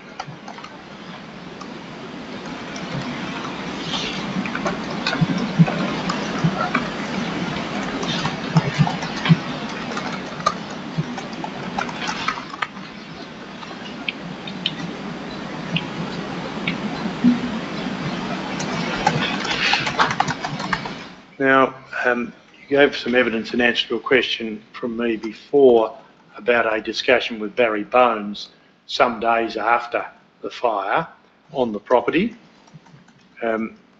You recall that discussion? Yes, Yes. Can you tell the court as best you remember what occurred in that discussion? well, Barry obviously turned up to the property and actually arranged the time with Mel, and Mel asked me to come along and give her support. And his general questioning was the works we carried out on the property, what trees are being removed or chainsawed down, where the logs are being stacked, and what we've done with the remnants of those trees, what other works we've done carrying out of clearing of the property, and generally the campfire they had on the 28th. Right. Yep. And did he give you any explanation as to how he believed the fire had started? Well, his explanation to me was that the tree root system had smouldered away from the campfire that we'd had on the 28th, and had been smouldering there for 6 days. And then on the 3rd of January, when the extreme heat came, which was in excess of around high 30s going into the 40s, that smouldering tree root actually, part of it popped up out of the ground and flicked an ember out into the grass, and it caught on fire. Did he say anything about how big that root was? I believe from memory that he said it was wafer thin.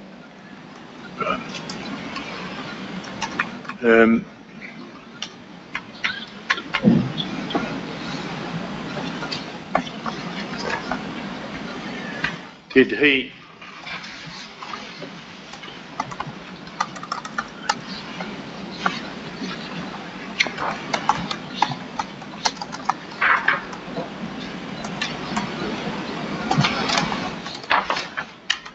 have you had contact with lawyers for Melissa Barrett?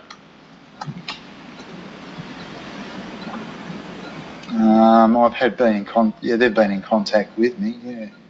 When was that? I couldn't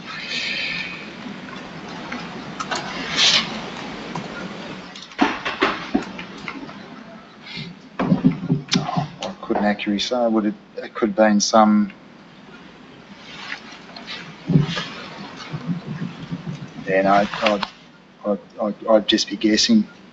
I remember getting a phone call from one of the lawyers or solicitors from Dobson Mitchell. Yep. You've not made a statement to them? No.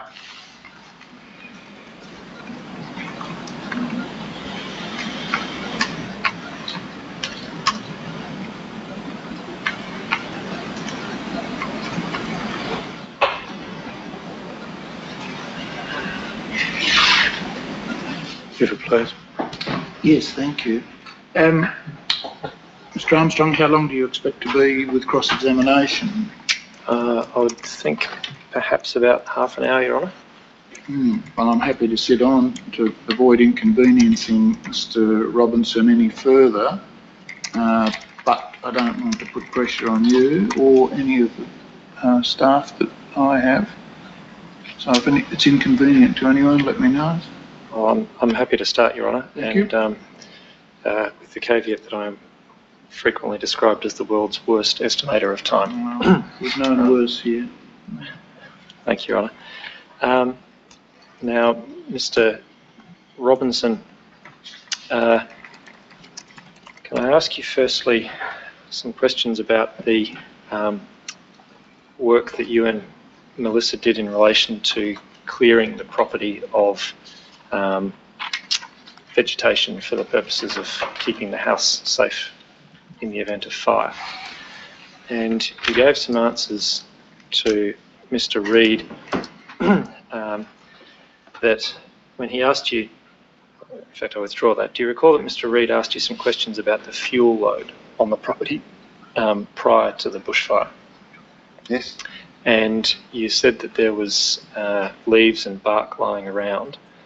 And then can I just clarify with you, is it the case that the area that you and Melissa had been particularly careful to clear was the area to the north and northeast of the house, but you had not yet got around to clearing the bark and leaf litter from the septic area.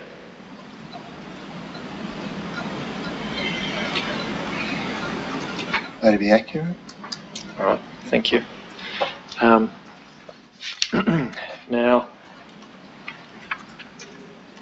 in relation to the burning off of the vegetation that you cleared at the property from time to time, I take it that over the course of the period that you and Melissa had been doing work together at the property, you had had those burning off bonfires at a number of locations around the property? With the eucalyptus trees, they were mainly on the stump. Yep. Yeah. So I think Islam heard evidence that the practice that at least Miss Barrett followed, and I assume therefore also you, was that smaller bonfires would be lit at different spots around the property, but the big ones you built over the top of the stump. Yeah, no, that's accurate. All right, thank you. And I take it that in relation to those smaller bonfires away from the stump that we're concerned with here, none of those were built over the top of other tree stumps. Not to our knowledge or my memory. Thank you. And now, putting to one side those burning off bonfires that you'd had with Melissa at the property over the months before this bushfire, had you had campfires on the property on prior occasions? Yes, I have. Yeah. Right. And was there a particular spot on the property where you tended to have those campfires?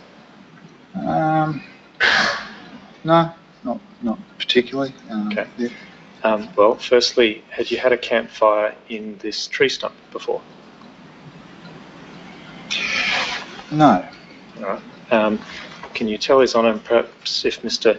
Temponi could bring up that HR2 exhibit that was the last one that you drew some lines on, Mr. Robinson.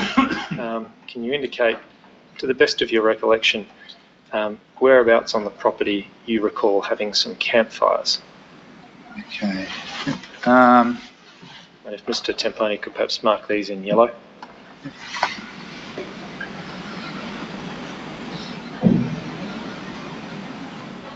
Okay, so where the trampoline is, Mr. Temponi, yep. And if we go down the bottom of the page, yeah, about there. If we drew a circle around there, yep. Can we mark that C1, please, Mr. Temponi?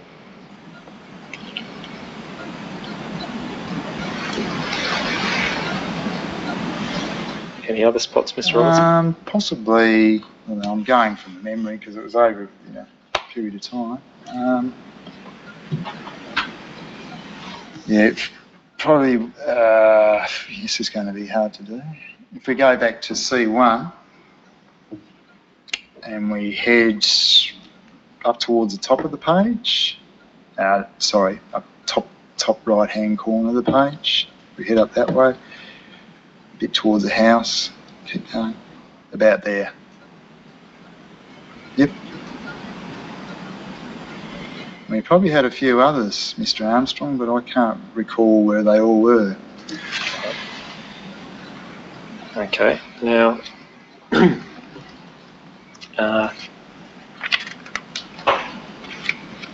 in relation to the campfires that you recall having on the property over the period before the time of this bushfire, apart from the one in the stump that we're concerned with, do you recall whether you'd ever had any other campfires in tree stumps on the property? No. Now, Mr. Reid also asked you some questions about your experience as a camper or a person who has built campfires over the years. Mr. Robinson, do you recall whether you had ever, prior to the campfire in the tree stump on this property lit a campfire in a tree stump? I can't recall that. Right, thank you.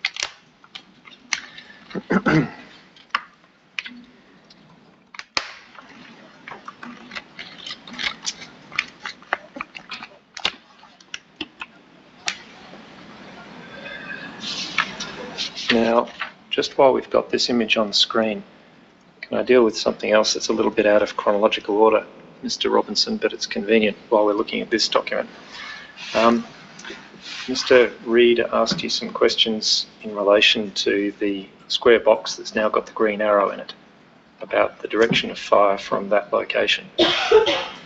Now, I'm going to give you a statement, which is my understanding of the effect of your evidence, and I'd then like you to tell me whether I'm right or not. And that is that in terms of the direction of travel of the fire before it got to that square box, to the best of your observation, fire had moved from about the area of the tree stump up and to the right as shown in this photograph, and then had started to move around and burn back the other way, and that was how it got to the area indicated by the red box. Is that an accurate summary? Yeah, that'd be accurate, yeah. All right, thank you. So, Mr. Temponi, could I ask you to put a big circle around the area that's indicated by the pink tape for the area of origin?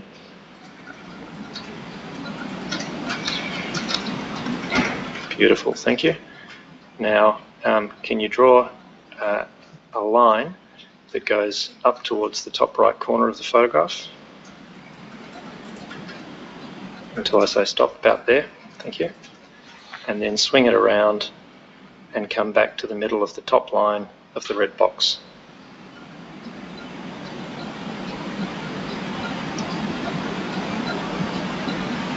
And stop and put a little arrow indicator. And Mr. Robinson, is that a reasonable representation of what your impression had been as to the path of the fire?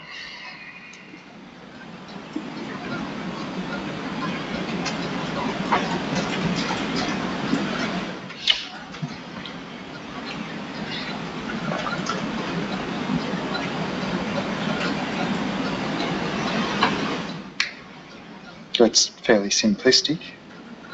I'm afraid I can't do a great deal better than that.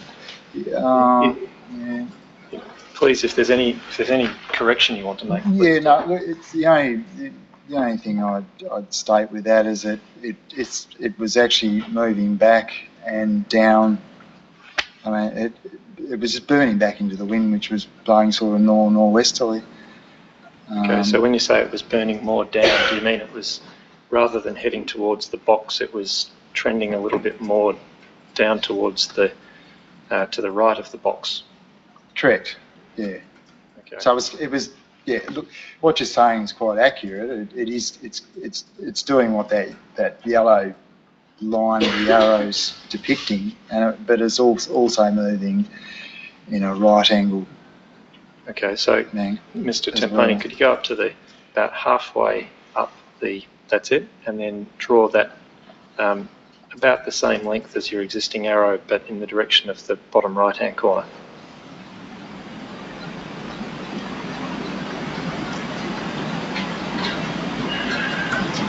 Is that the kind of phenomenon you're talking about? That's the general concept. Right. So it's burning across that area indicated by those two arrows. Correct. Right, thank you. Now, you also said, in answer to some of Mr. Reid's questions, that towards the end, the fire hit the plastic pipes, and you clarified for His Honour that the plastic pipes you're referring to the best of your recollection, were the one that was roughly in the area of the red box, and then one, I take it, slightly to the right of the red box. Yeah, that's right. And so we've identified the location of the plastic pipes that you're talking about, but could you please clarify what did you mean by towards the end? Do you mean mid-afternoon, or towards the end of the day, or the end of the whole fire, or what? Could you repeat that end bit? I'm just, yeah. Certainly. What did you mean by towards the end? Yeah, it's got me. It could be, yeah. I can't answer. Right. Yeah, Okay. I'm struggling with that. Do you recall about what time of the day on the 3rd of January the fire hit the plastic pipe?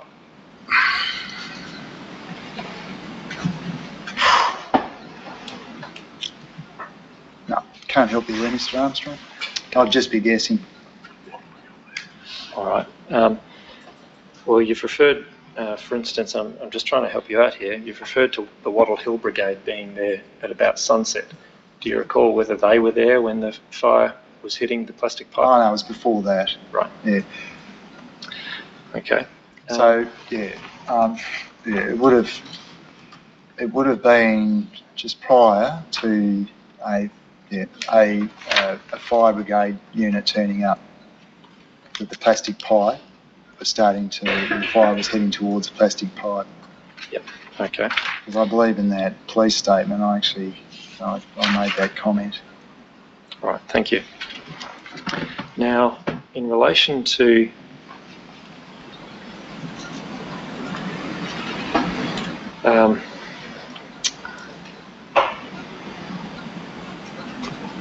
your experience as a camper and somebody who enjoys a campfire from time to time, were you aware of brochures that had been put out by the Tasmanian Fire Service about safe practices in relation to lighting campfires? No. All right. Do you recall whether you've ever seen brochures or posters from the TFS that deal with the lighting of campfires? I can't say I have. Yeah. Okay. Could Mr. Robinson please be shown document 67, I think it is. No, it's 64, I'm sorry.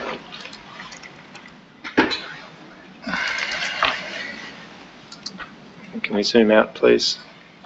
And Mr. Robinson, do you recall whether you'd ever seen a pamphlet or brochure or poster like that before December 2012? I have never seen a brochure like that in my entire life. Okay, thank you.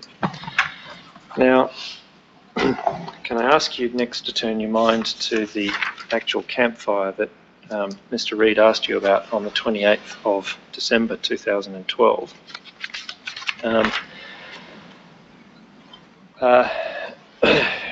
Do you recall, Mr. Robinson, whether Ms. Barrett raised an objection to you lighting the campfire that evening? No, I have no recollection of that discussion at all. Okay. And after the fire had burned down and you had kicked some coals over it, sorry, some soil over it, dirt I think you said, you then heard Ms. Barrett using the tap, which was located close to the tent, but you didn't see what she was doing, did you? No. Thank you.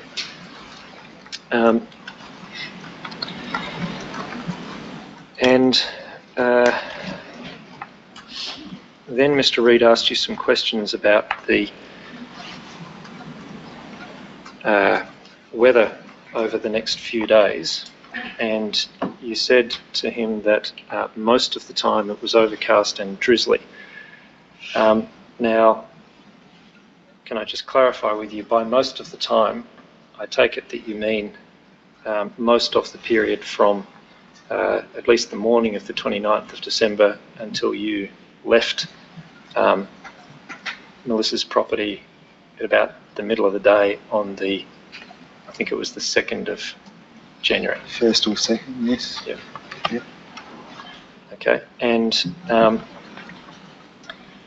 you said in the police interview, and Mr. Reid asked you some questions about this as well, that when you were giving the interview, to the best of your recollection, it had rained on the Sunday and the Monday. Do you recall that? Yep, yes. And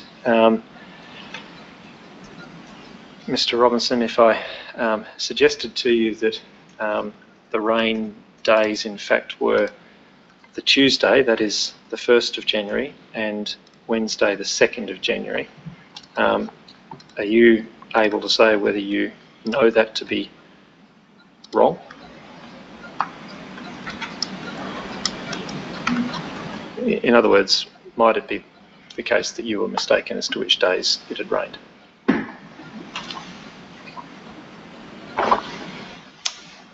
The only comment I can make to that is that at that point, when I made that statement, it was to the best of my memory. And Yep. there's no possible way I could clarify this 7 or 8 years later down the track. Okay. Well, I just want to do what we can to clarify this, Mr. Robinson. Could Mr. Tamponi please bring up for us document 72 in the court book? And could we go to court book page 0008? And I can tell you, Mr. Robinson, these are the daily rainfall observations from the 4 weather stations that are nearest to Fawcett. And you'll see that although it had recorded that there had been rain on the 28th, so that was effectively before your campfire, there's no other record of any rain at any of those 4 weather stations at any time between the 29th of December and the 1st of January. Now, looking at that, would you agree that it's very possible that your recollection that the rain had happened on Sunday the 30th and Monday the 31st could well have been a day or two out?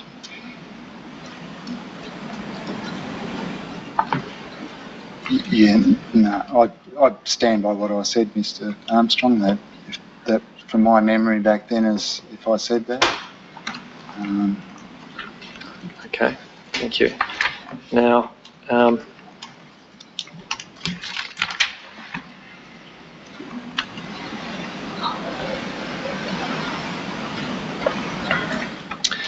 Mr.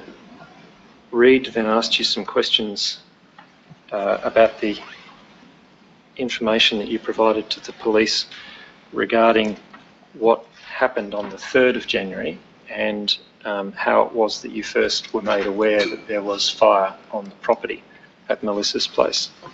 And you explained to the police the sequence of roads that you took as you drove back toward Melissa's house.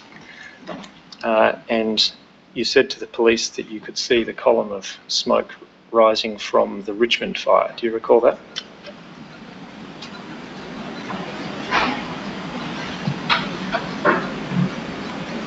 Just vaguely, yes. So I should be clear. Firstly, do you recall saying that on the video? Oh, yeah, no, well, yeah, the video, the police interview is just a blur to me. Yep. And I'm just recalling when I was coming back from Dodgers Ferry towards Fawcett, and yeah, I just vaguely remember that I could see a fire in the Richmond direction. All right, thank you. And then as you were driving north along Old Fawcett Road, Yes. and you could see the smoke from the Richmond fire, I take it slightly to the left and ahead of you. Correct. Could you see anything in the way of smoke?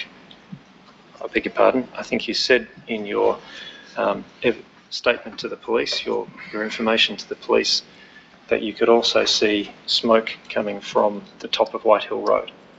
Correct.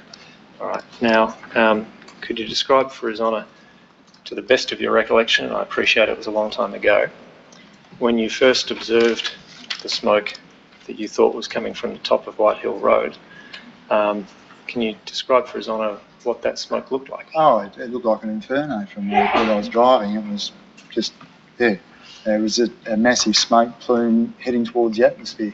Okay. And in which direction, what did it appear to be blowing? East-northeast direction, easterly direction. Okay, thank you. And how many columns of smoke could you see coming off that area? It was just a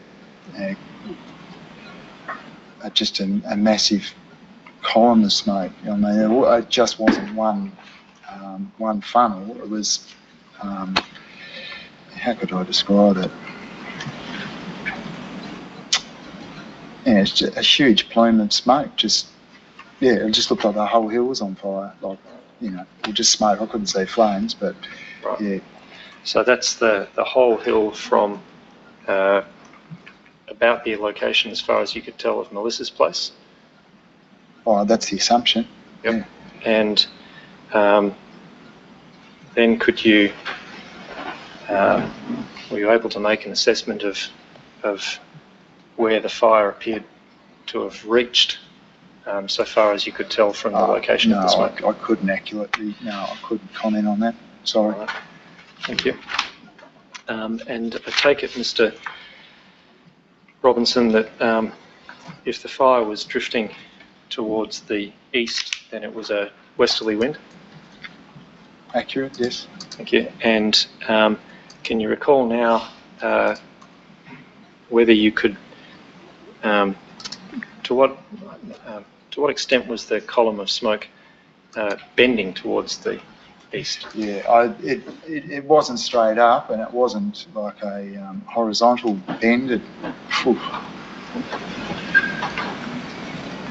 35 degrees, I'd say. Okay.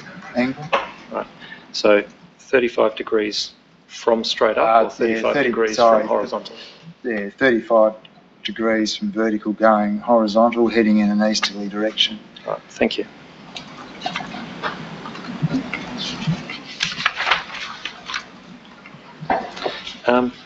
Now, after you first got to the property with the two boys, again, this was a little unclear in the police interview, but I understood you to eventually settle on the thought that, or the recollection that when you first got there with the two boys, there was either one fire truck there or no fire trucks. Is that right? Yes. Right. And do you recall now, when you got there with the boys, was there a fire truck there? That's been established. There was a fire truck there when I arrived on the property with the two boys. Yep. Okay. And then you left with the two boys in particular to take Harrison home? Correct. You then went and got your firefighting gear from your... No, I got equipment, yes. Got equipment, I'm sorry. And then when you got back to the property, you said that it could have been any time between 4:30 and 6 p.m. And were there fire trucks there when you got back to the property on the second occasion? Yeah, that I was unclear of, and I'm still a bit hazy on that area. So, yeah. At one stage, I believe there was no fire trucks there, and I potentially, I think we were trying to, stop the fire from hitting the septic tank, the plastic pipes. Yep. And I think then another fire brigade turned up. Right. Yeah. That's the best of my knowledge, or my memory, I should say. And again, to the best of your memory, when that further fire brigade turned up, do you recall where they were from?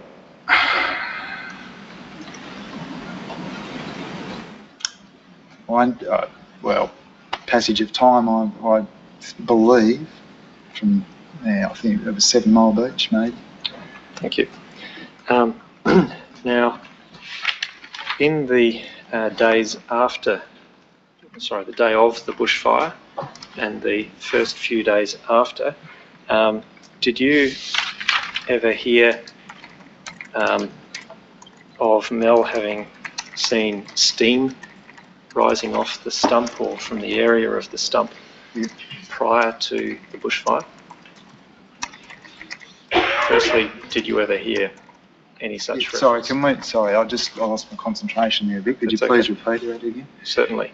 On the day of bushfire, or in the first few days following the bushfire, did you hear anything from anyone about Mel having said that she had seen steam coming off the stump or from the area of the stump in the days before the bushfire? No. Okay. I take it that as we sit here today, you have heard that Mel has said that she had seen steam rising off the stump or from the area of the stump prior to the bushfire. I've heard Mel say that she'd seen steam coming from that area. Yep. So when was the first time you heard Mel say that? From memory, I believe that's when she was having an interview with Barry Bones.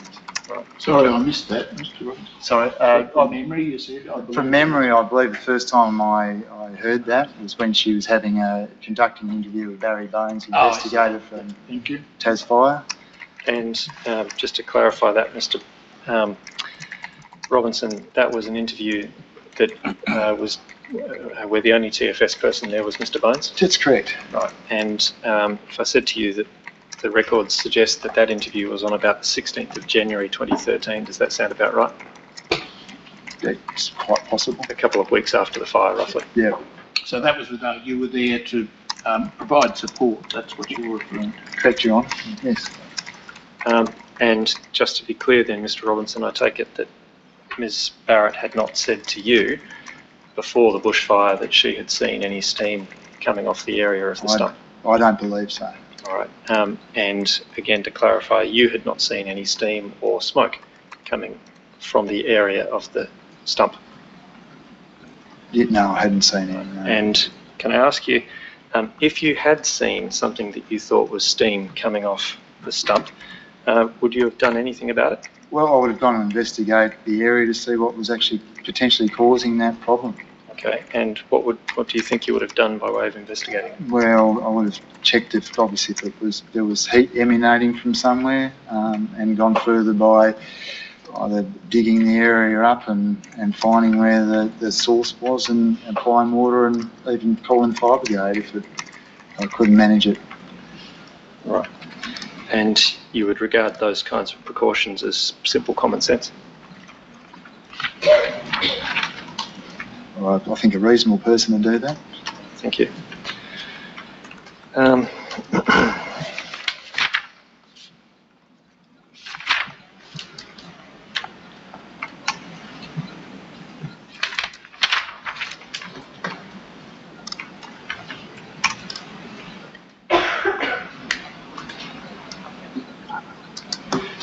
Mr. Robinson, thank you for attending to my questions. Nothing further on. Yes, thank you, Mr. Armstrong. You're to be commended for your estimate of time. Mr. Reid? My estimate's even shorter, Your Honour. I have nothing. All right, thank you very much. Well, Mr. Robinson, that means you won't be inconvenienced by having to come back. So thank you for your attendance. Unless there's anything from council, Ms. Sluter? No, thank you. Unless there's anything from council, I'll adjourn until 10 a.m. on Thursday. Yes, thank you, Your Honour, and thank you again for the indulgence.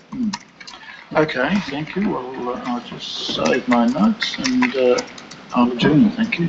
All stand, please. Honourable Court now stands adjourned until 10 a.m. Thursday.